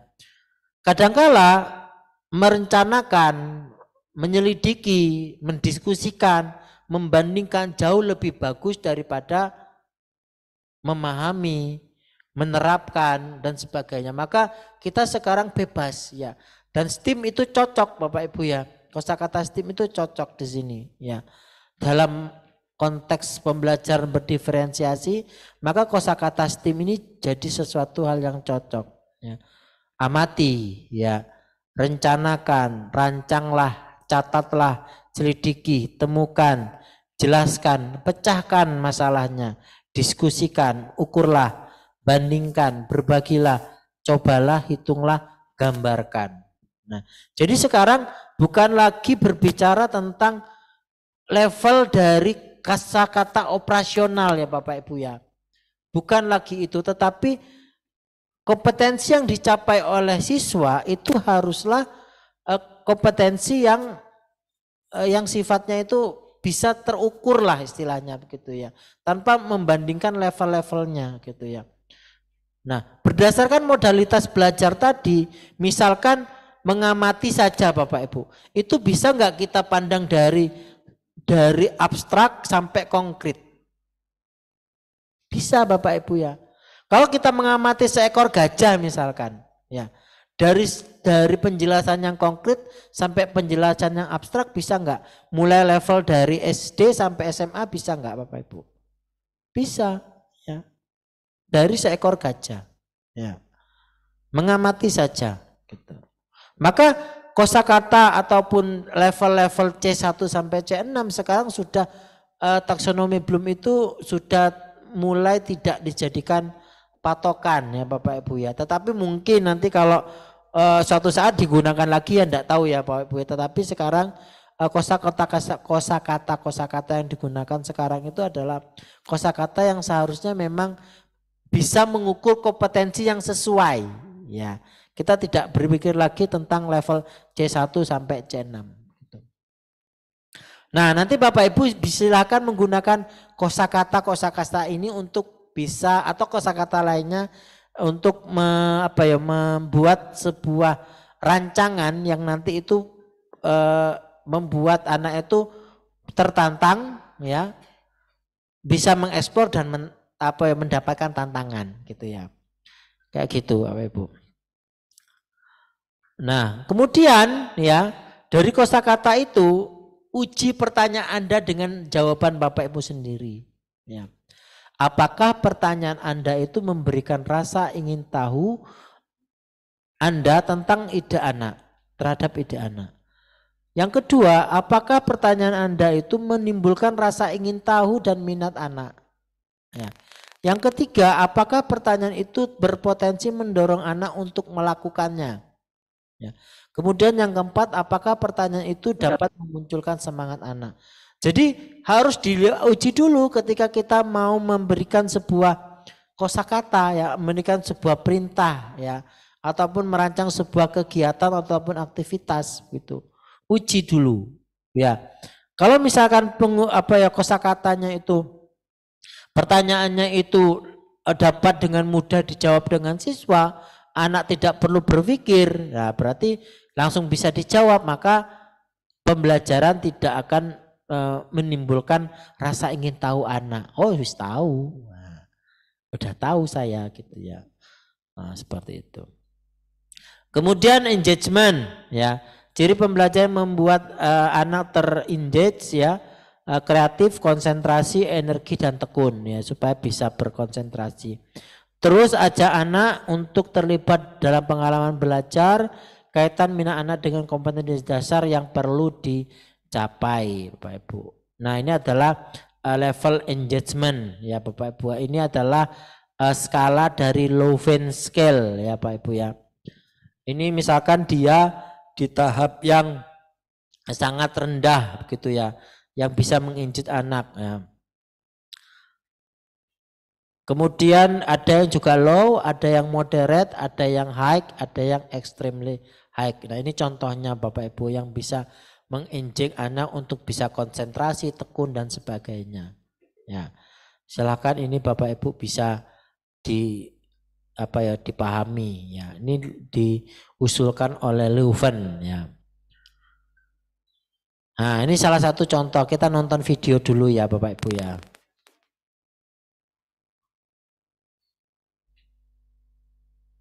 Di rumah bisa mendengar nggak ini?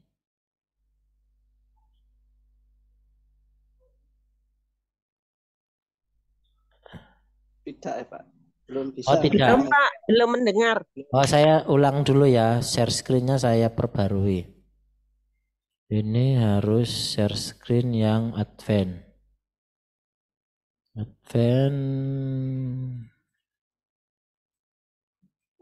Video.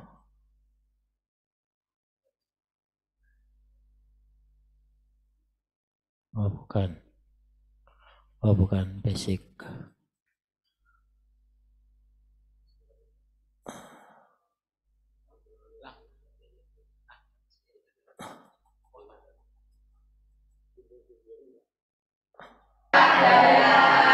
Bagaimana kabar?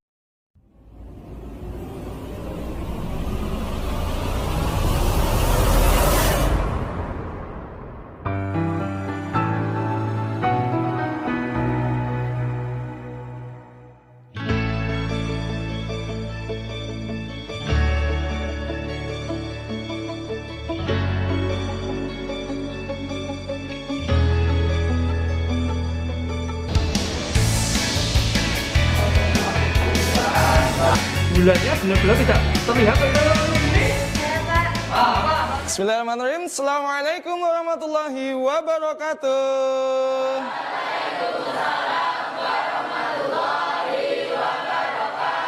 Ya, alhamdulillahirabbil alamin. Selamat pagi anak hebat Depsa. Selamat pagi Pak Dayat. Bagaimana kabar kalian hari ini? Alhamdulillah luar biasa. Luar biasa sekali semangat kalian. Sebelum kita mulai pembelajaran kita pagi hari ini, alangkah baiknya kita buka terlebih dahulu dengan berdoa. Sebelum siap gerak, mari teman-teman, sebelum kita belajar, kita berdoa terlebih dahulu. Berdoa mulai. Bismillahirrahmanirrahim. Sebagai bentuk semangat nasionalisme kita, marilah kita menyanyikan lagu nasional Berkibarlah Benderaku. Sikap sempurna, posisi berdiri semua. Siap? Mulai nggih?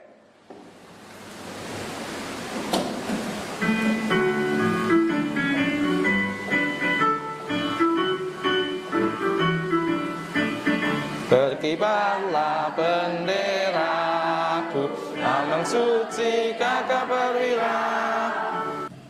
Minggu lalu kita sudah belajar mengenai rotasi dan revolusi bumi.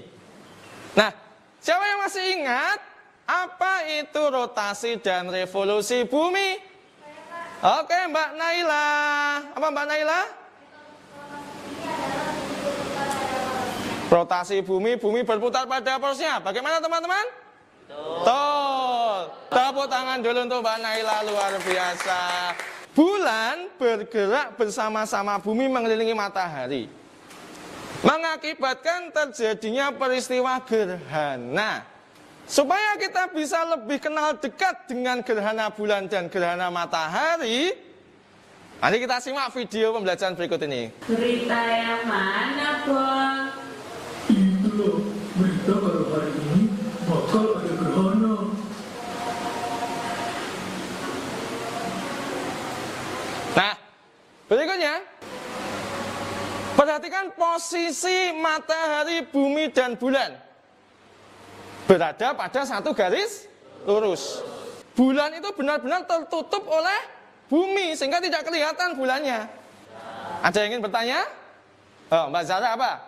Kan yang posisi nomor 2 kan sebagian-sebagian itu namanya apa, Pak? Oh ya, posisi nomor 2 itu sebagian-sebagian apa, Pak? Tanya Mbak Zahra. Ada yang bisa menjelaskan? Gerhana bulan sebagian. Gerhana bulan sebagian, betul sekali. Tepuk tangan untuk Mas Yoga dan Mbak Zahra. Nah, lalu apa itu gerhana? Apa Mas? Peristiwa tertutupnya benda langit oleh benda langit lainnya. Tepuk tangan dulu Mas Hafiz. Untuk memperjelas tingkat pemahaman kalian, sekarang kita praktekkan.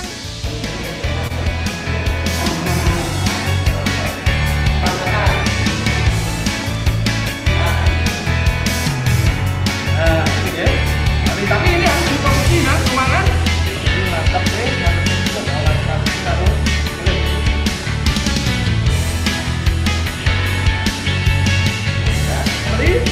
posisinya harus pas garis dulu sejajar ya, kemudian sampai terbentuk. Sekarang silakan dibuat laporannya, tulis kesimpulan dari praktek yang sudah kalian lakukan. Kalau sudah selesai, siapa yang mau membacakan hasil dari diskusinya? Pokoknya Mas Yoga ini luar biasa ini. Gerhana bulan terjadi jika matahari, bumi, dan bulan berada pada suatu garis lurus. Gimana teman-teman, betul? Tepuk tangan dulu untuk kelompoknya Mas Yoga. Terima kasih. Sekarang silakan dikerjakan lembar evaluasi yang sudah Pak Dayat berikan.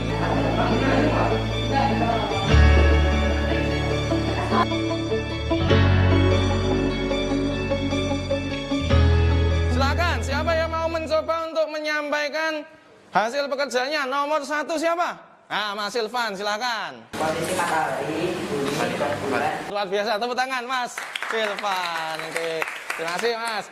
Berarti ini menunjukkan kalian memang benar-benar anak hebat Depsa. Nah, anak sekalian, dari awal sampai akhir sudah kita pelajari tentang gerhana bulan. Ya, minggu depan kita akan fokus ke gerhana matahari. Nah, oke? Sebelum kita akhiri, ada pertanyaan?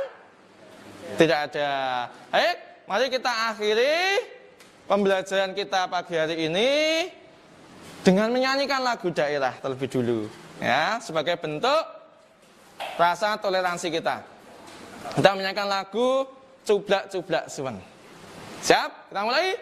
1, 2, 3.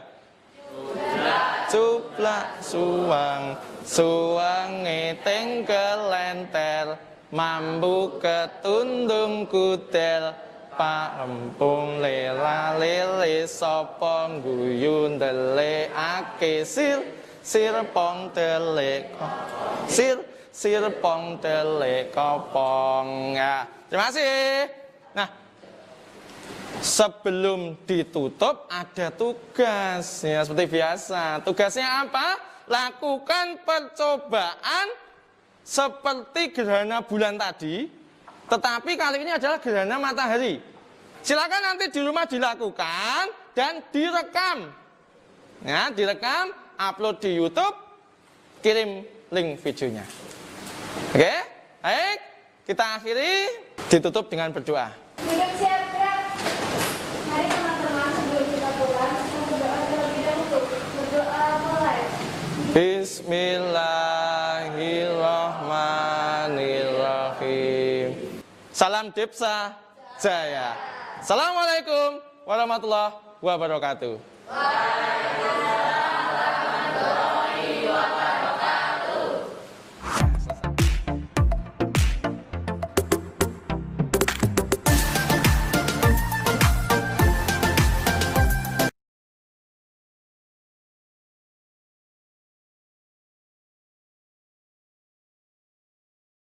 Contoh pembelajaran ya dengan bermuatan STEAM di dalamnya gitu ya. Kira-kira sesuai ekspektasi Bapak Ibu atau tidak?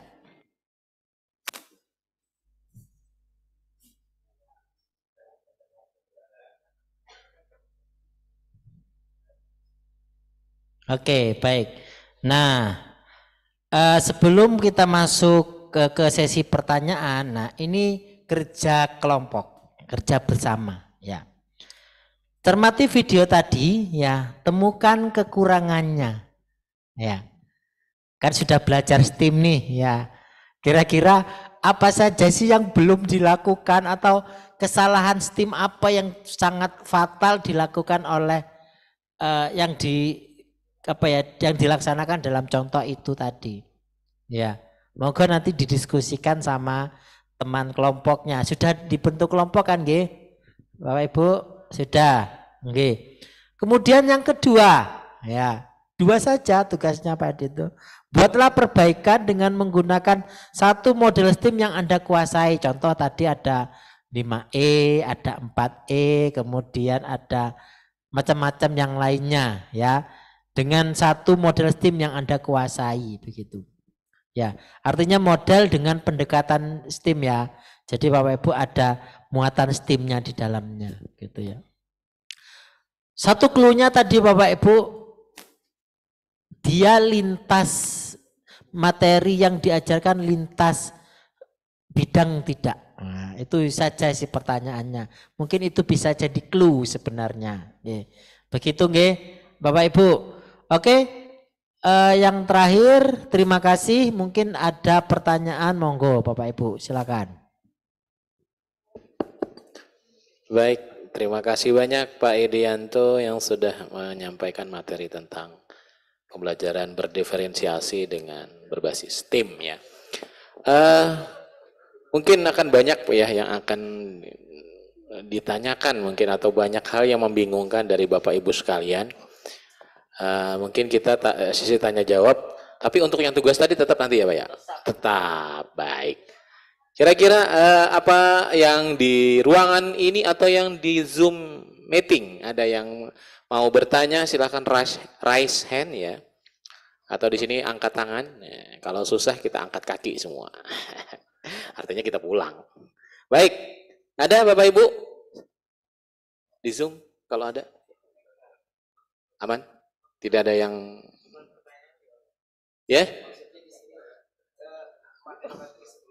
Sudah bisa diakses kalau yang materi Bapak yang Bapak sampaikan? Belum. Oh bisa. Iya. Nah. Ini Bapak Ibu silakan, ini kan ada di pembelajaran STEAM ya Pak Ibu ya. Refresh dulu ya. Iya di refresh. Itu memang sengaja supaya jadi bahan pertanyaan. Ini diklik ya Bapak Ibu ya, URL-nya ini diklik. Iya diklik. Nah nanti muncul linknya ya. Muncul linknya, nah ini yang diklik nanti Bapak Ibu.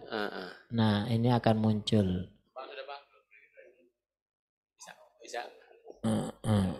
Bisa ya Bapak Ibu ya? Bisa di-download? Bisa. Nah, kalau enggak bisa itu tanyakan kotanya cukup enggak? Ya, jangan-jangan enggak ada kota. Baik. Nah, muncul kan Bapak Ibu? Sudah? Muncul? Wah, kenapa enggak dari tadi nanyanya? Jadi kan enggak bingung. Kata betul. Silakan.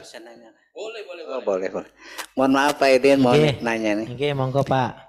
Saya tertarik tadi tentang pembelajaran berdiferensiasi dipandang dari sudut learning modalitas.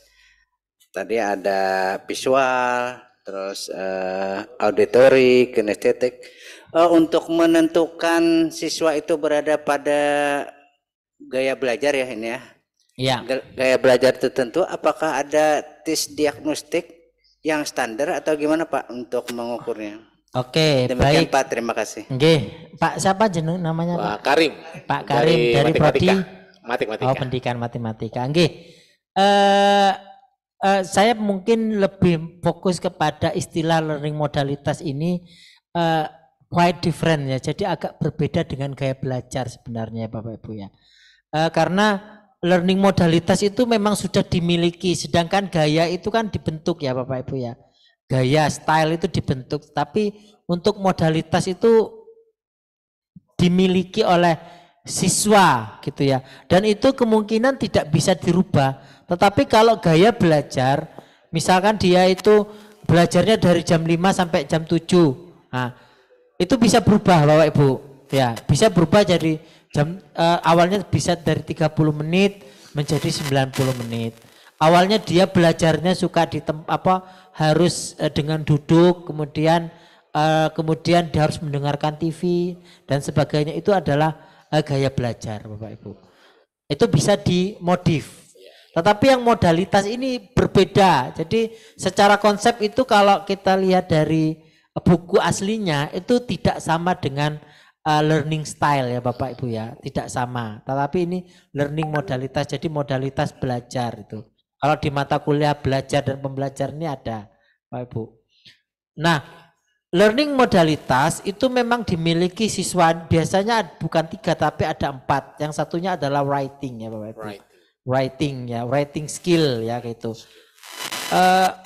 Ada beberapa panduan Pak yang bisa digunakan untuk menentukan bahwasanya anak itu learning modalitasnya itu dari visual, modalitasnya dari auditory, modalitasnya kinestetik. Ada caranya Pak. Misalkan kalau visual ya, biasanya saya membawa slide untuk ngecek modalitas belajar karena saya juga mengajar belajar dan pembelajaran, ada caranya. Misalkan kita tunjukkan warna kuning ya tapi tulisannya merah. Kita klik-klik misalkan kita siapkan beberapa slide, kira-kira anak itu menyebutkan warnanya apa membaca tulisannya. Nah, seperti itu adalah salah satu cara yang simpel, anak itu lebih condong ke modalitas belajar yang mana. Tapi ada instrumen bakunya Pak untuk learning modalitas karena ini sudah dikembangkan cukup lama gitu. Bukunya juga ada, dari internet juga ada beredar. Gitu Pak, nggih. Gitu. Oke, sami-sami Pak. Oke, baik. Jadi ada pengukuran yang standar bakunya ya Pak Ede ya. Oke, ada. Tapi kalau yang sederhana ya caranya kayak tadi menemukan perbedaan antara gambar satu dengan gambar yang lain gitu. Kalau misalkan dia cepat menemukan, biasanya dia visual begitu. Misalnya ada yang belajar sambil lari-lari misalnya, kinestetik itu Anda bisa ya. Katanya Cak Lontong itu kalau merokok itu harus berhenti katanya. Demi kesehatan itu merokok itu harus berhenti. Kenapa kok harus berhenti? Kenapa Bapak Ibu? Ya. Ya, karena kalau sambil jalan itu dia nggak bisa merokok ya. Harus berhenti dulu, nyalakan korek, baru dihisap, baru nikmat katanya gitu. Baik, bagaimana yang lain ada lagi Pak Ibu? Didiskusikan lagi terkait materi kita pada sore hari ini? Jadi, kita sampai jam 4 nggih. Jam 4 nggih. Nah, ya, sampai betul. jam 4 kemudian teman-teman bisa mengerjakan tugasnya tadi, ya. secara mandiri, secara berkelompok. Oke. Lalu besok presentasi nggih Bapak Ibu. Iya, per kelompok ya presentasinya. Jadi mohon kehadirannya. Jangan sampai besok presentasi nggak ada yang hadir ya. udah ketahuan sudah. Nanti nggak dapat sertifikat. Iya betul.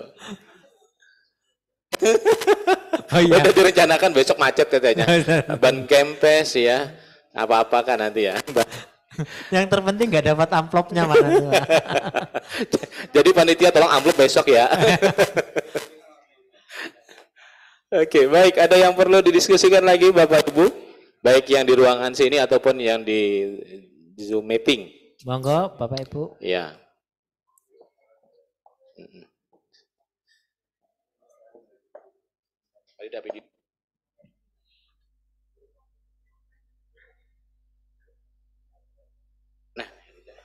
Nah.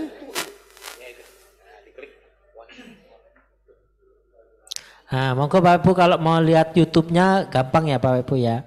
Buka linknya. Iya, betul. Ya.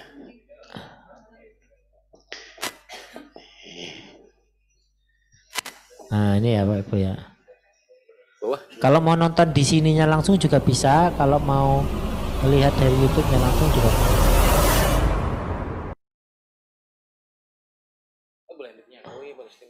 Di sini bisa, di sini bisa. Enaknya Canva itu gitu Bapak Ibu ya, multi purpose itu bisa, multi purpose. Steam, yang klik Steam itu bawah.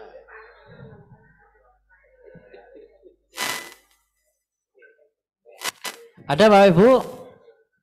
Tinggal 10 menit lagi waktunya. Iya, monggo. tinggal 10 menit lagi. Silakan, Pak. Ada? Iya. Waalaikumsalam warahmatullahi wabarakatuh. Perkenalkan, nama ulun Reski Fadilah. Ulun kebetulan salah satu perwakilan dari guru Pamong. Ini mungkin bukan terkait pada STEAM itu sendiri Pak. Jadi saya tadi lebih banyak menyimak tentang pembelajaran berdiferensiasi. Nah, terkait dari Bapak tadi sempat menyampaikan bahwa di bagian akhir terkait dari hasil belajar siswa itu juga ada bentuk perbedaan lah. Ada nilai yang sama tapi deskripsi yang berbeda tadi. Salah satu diantaranya Bapak sampaikan seperti itu. Nah, kemudian yang kaitannya kami temui di dalam praktek pembelajaran, ini kaitannya dengan hak orang tua untuk menerima hasil belajar dari proses pengukuran peserta didik. Nah, kejadian yang biasa kami temui adalah orang tua itu lebih banyak melihat hasil belajarnya dari ukuran angka itu. Jadi banyak yang tidak peduli terhadap deskripsi yang disampaikan. Nah, saya mungkin minta tips, mungkin saran atau terkait dengan pengalaman Bapak itu sendiri tentang, apalagi Bapak background pendidikannya tadi menarik di Jepang Pak ya. Iya. Nah, mungkin dari situ kita bisa belajar juga bagaimana orang tua menyikapi hasil belajar anaknya. Nah, terkait kadang ya temuan yang sering ditemui itu ketika melihat orang tua lebih banyak melihat rapot itu sederhananya dari nilainya. Nilainya. Iya, iya, Jadi iya. anak tuh kalau sudah 80 ya cukup tidak dibaca lagi bagian deskripsi. Dan kemudian yang jadi hal juga sejalan, kadang guru juga bikin deskripsi susah-susah.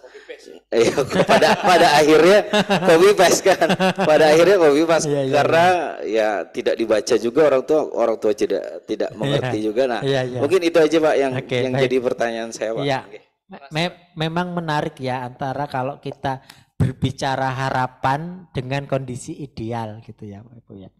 Kalau kurikulum Merdeka Belajar itu kan memang kondisi idealnya itu anak itu mendapatkan kompetensi ya yang sesuai dengan kemampuannya ya Bapak Ibu ya.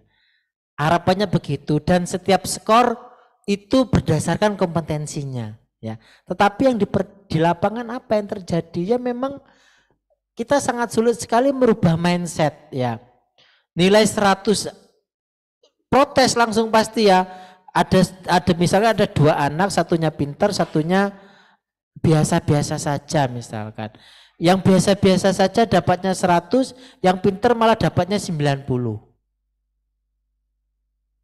Langsung protes pasti, kok bisa anakku yang pintar ini nilainya lebih rendah.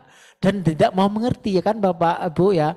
Orang tua walaupun kita menjelaskan dengan sampai lapar kembali kita gitu ya, habis sarapan lalu lapar lagi itu dia tetap nggak mau paham orang tua. Pokoknya nilai anak saya mau lebih tinggi daripada anak itu gitu. Ya gitu memang itu realitanya Bapak Ibu ya. Tetapi kurikulum Merdeka ini kan hadir memang untuk memberikan pemahaman bahwasanya setiap anak itu akan mendapatkan kompetensi yang tidak sama. Ya, maksudnya begini. Anak itu akan mendapatkan pendidikan yang adil sesuai dengan kemampuan yang dia miliki, gitu ya. Kalau misalkan dia, misalkan indikatornya itu adalah menyebutkan angka 1 sampai 10, misalkan, kemudian dia kompetensinya itu, yang anak yang pintar itu sampai 20, kemudian anak yang biasa-biasa saja itu ternyata sampai 5, begitu ya. Maka harusnya itu yang bisa kepahamkan kepada orang tua. Tetapi karena memang di lapangan itu lebih sudah terbiasa dengan nilai yang tinggi, kemudian nilai yang rendah itu jatuhnya lebih rendah, kemudian tingkat universitas juga tingkat misalkan dia dari SMP mau ke SMA nih ya. Itu juga jadi problem ya, sistemnya juga belum mendukung ya. Penilaian deskripsi kualitatif itu tidak dijadikan pedoman. Pokoknya kalau 90 ya lebih tinggi daripada 80, padahal konsep dari Merdeka Belajar itu tidak demikian. Nah, maka itu adalah kita jadikan sebagai tantangan ya Bapak Ibu ya. Jadikan tantangan, maka apapun yang bisa terpikir pada saat itu untuk menjelaskan ke orang tua ya sudah itu jadi solusi.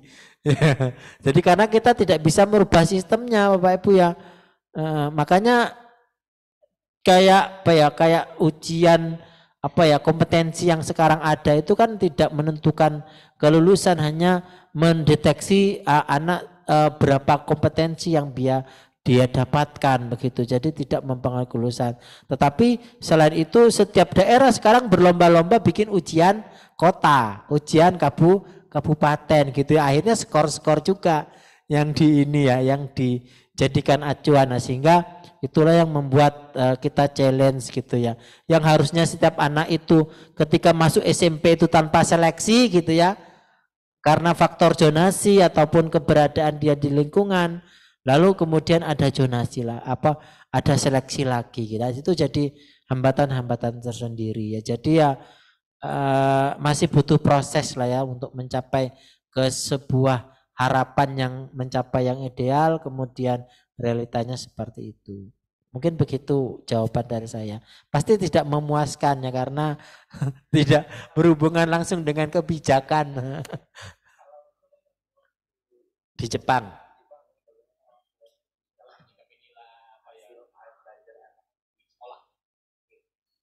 Oke.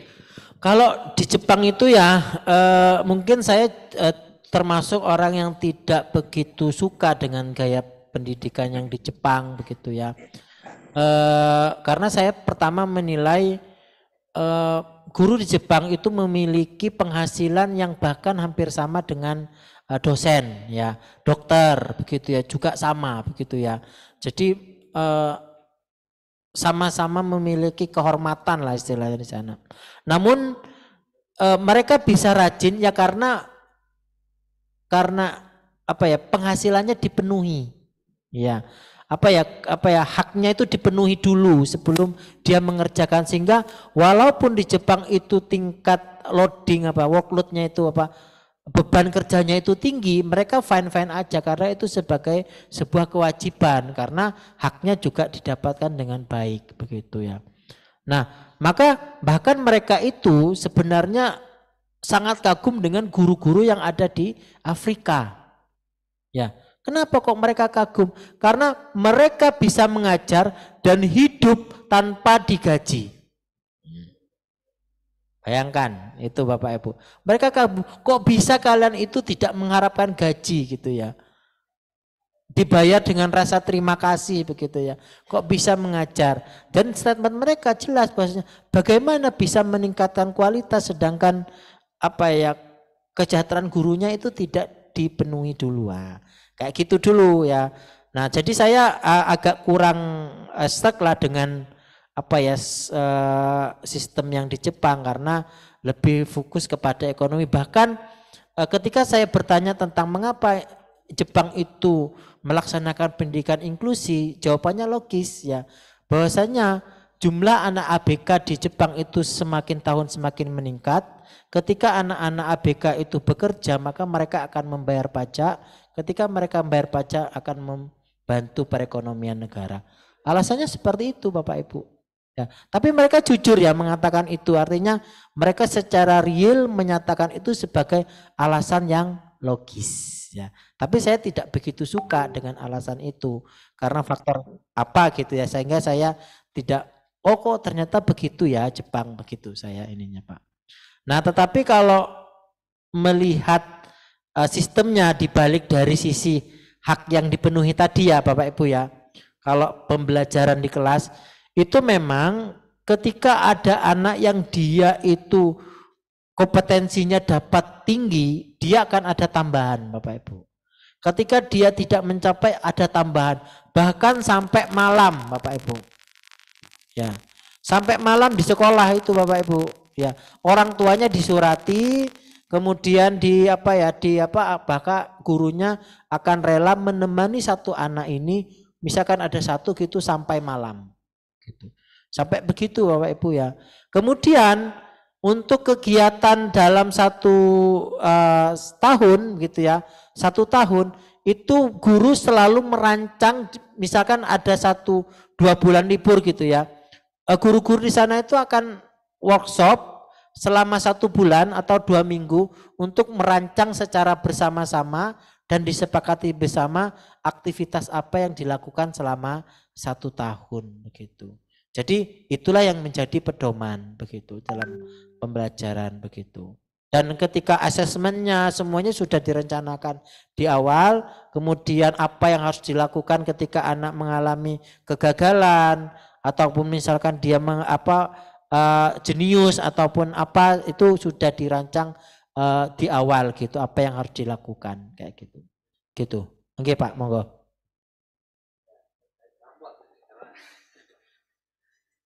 Terima kasih. Saya coba menambahkan terkait rapot ini karena saya pernah diskusi dengan Dirjen Pendidikan Dasar.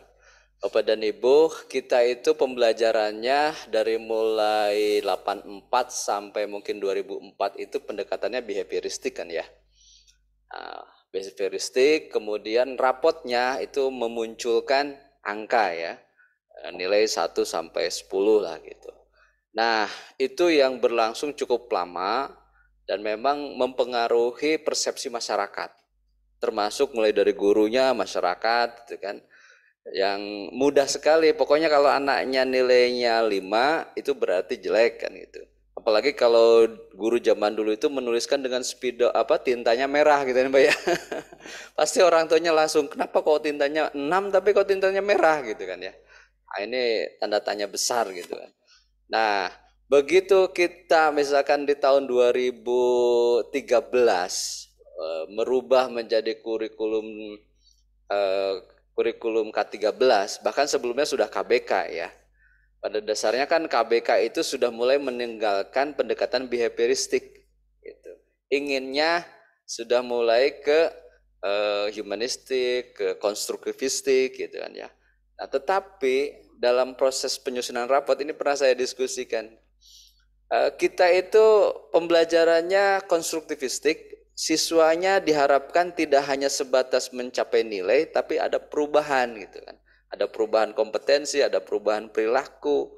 Nah, masalahnya bagaimana cara melaporkan gitu kan ya. Cara melaporkan, menyampaikan hasil evaluasi dari mungkin lebih ke kualitatif ke arah kuantitatif.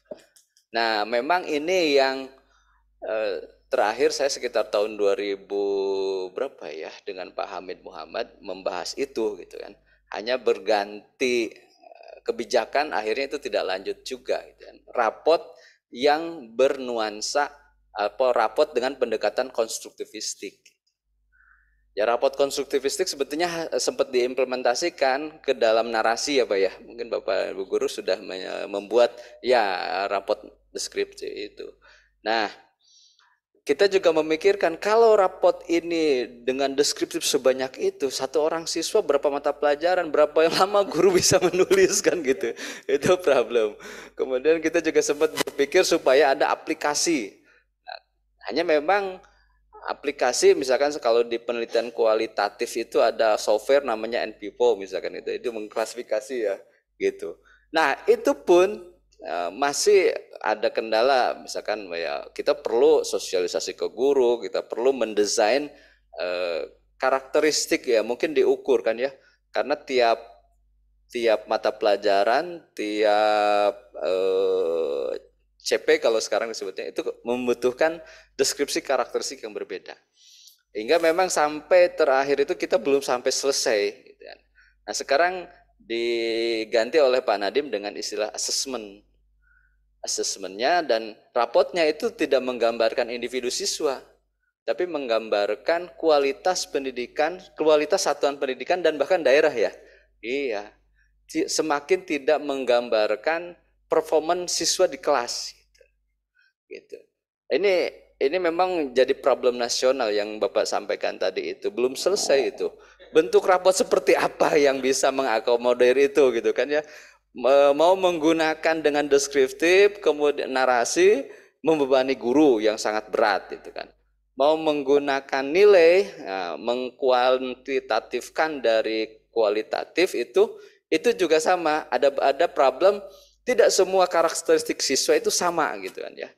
Nah, inilah yang pada akhirnya Pak Nadiem berpikiran ya sudah kalau gitu jangan siswa, kualitas sekolah sama kualitas daerah gitu. Padahal tuntutan di masyarakat masih tetap ingin tahu anaknya sampai sejauh mana. Nah, itu. Jadi ini belum ada win-win solution ya. Belum sampai pada solusi yang konkret. Terus terang aja belum sampai pada solusi yang konkret yang pada akhirnya diserahkan kepada guru karena silahkanlah Bapak dan Ibu guru yang menguasai maksudnya yang memahami kondisi siswa di kelas kan itu kan ya. Pada akhirnya guru yang memahami di situ. Jadi sekarang guru itu membuat angka kan ya, ada nilai, ada juga deskripsi singkatnya gitu. Ya, yaitu kalau orang tua masih bertanya, konsultasi ya Pak ya, diajak untuk diskusi kan ya gitu.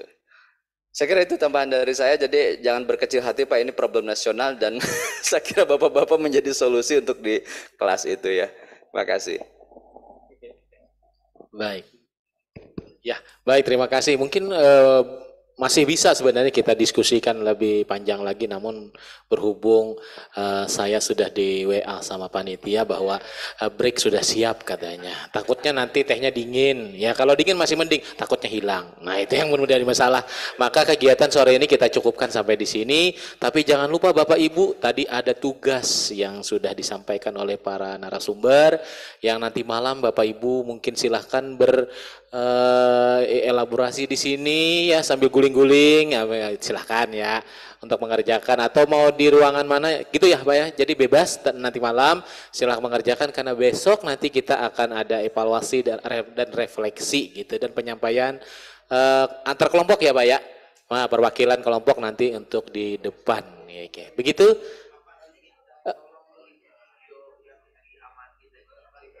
Di filenya kayaknya ada tadi kayaknya langsung ya. Ada di filenya Bapak Ibu. Iya di Canva itu ya, ada betul. di situ. Oke, itu saja.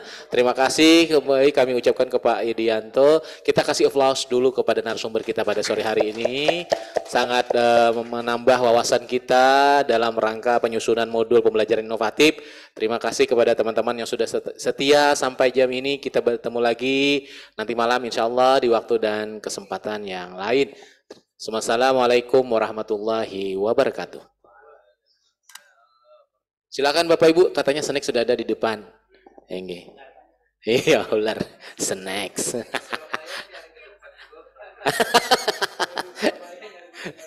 Oh iya, betul. Bapak Ibu yang di Kusuma Wijaya Kusuma, terima kasih banyak sudah sampai sore ini masih berpartisipasi ya.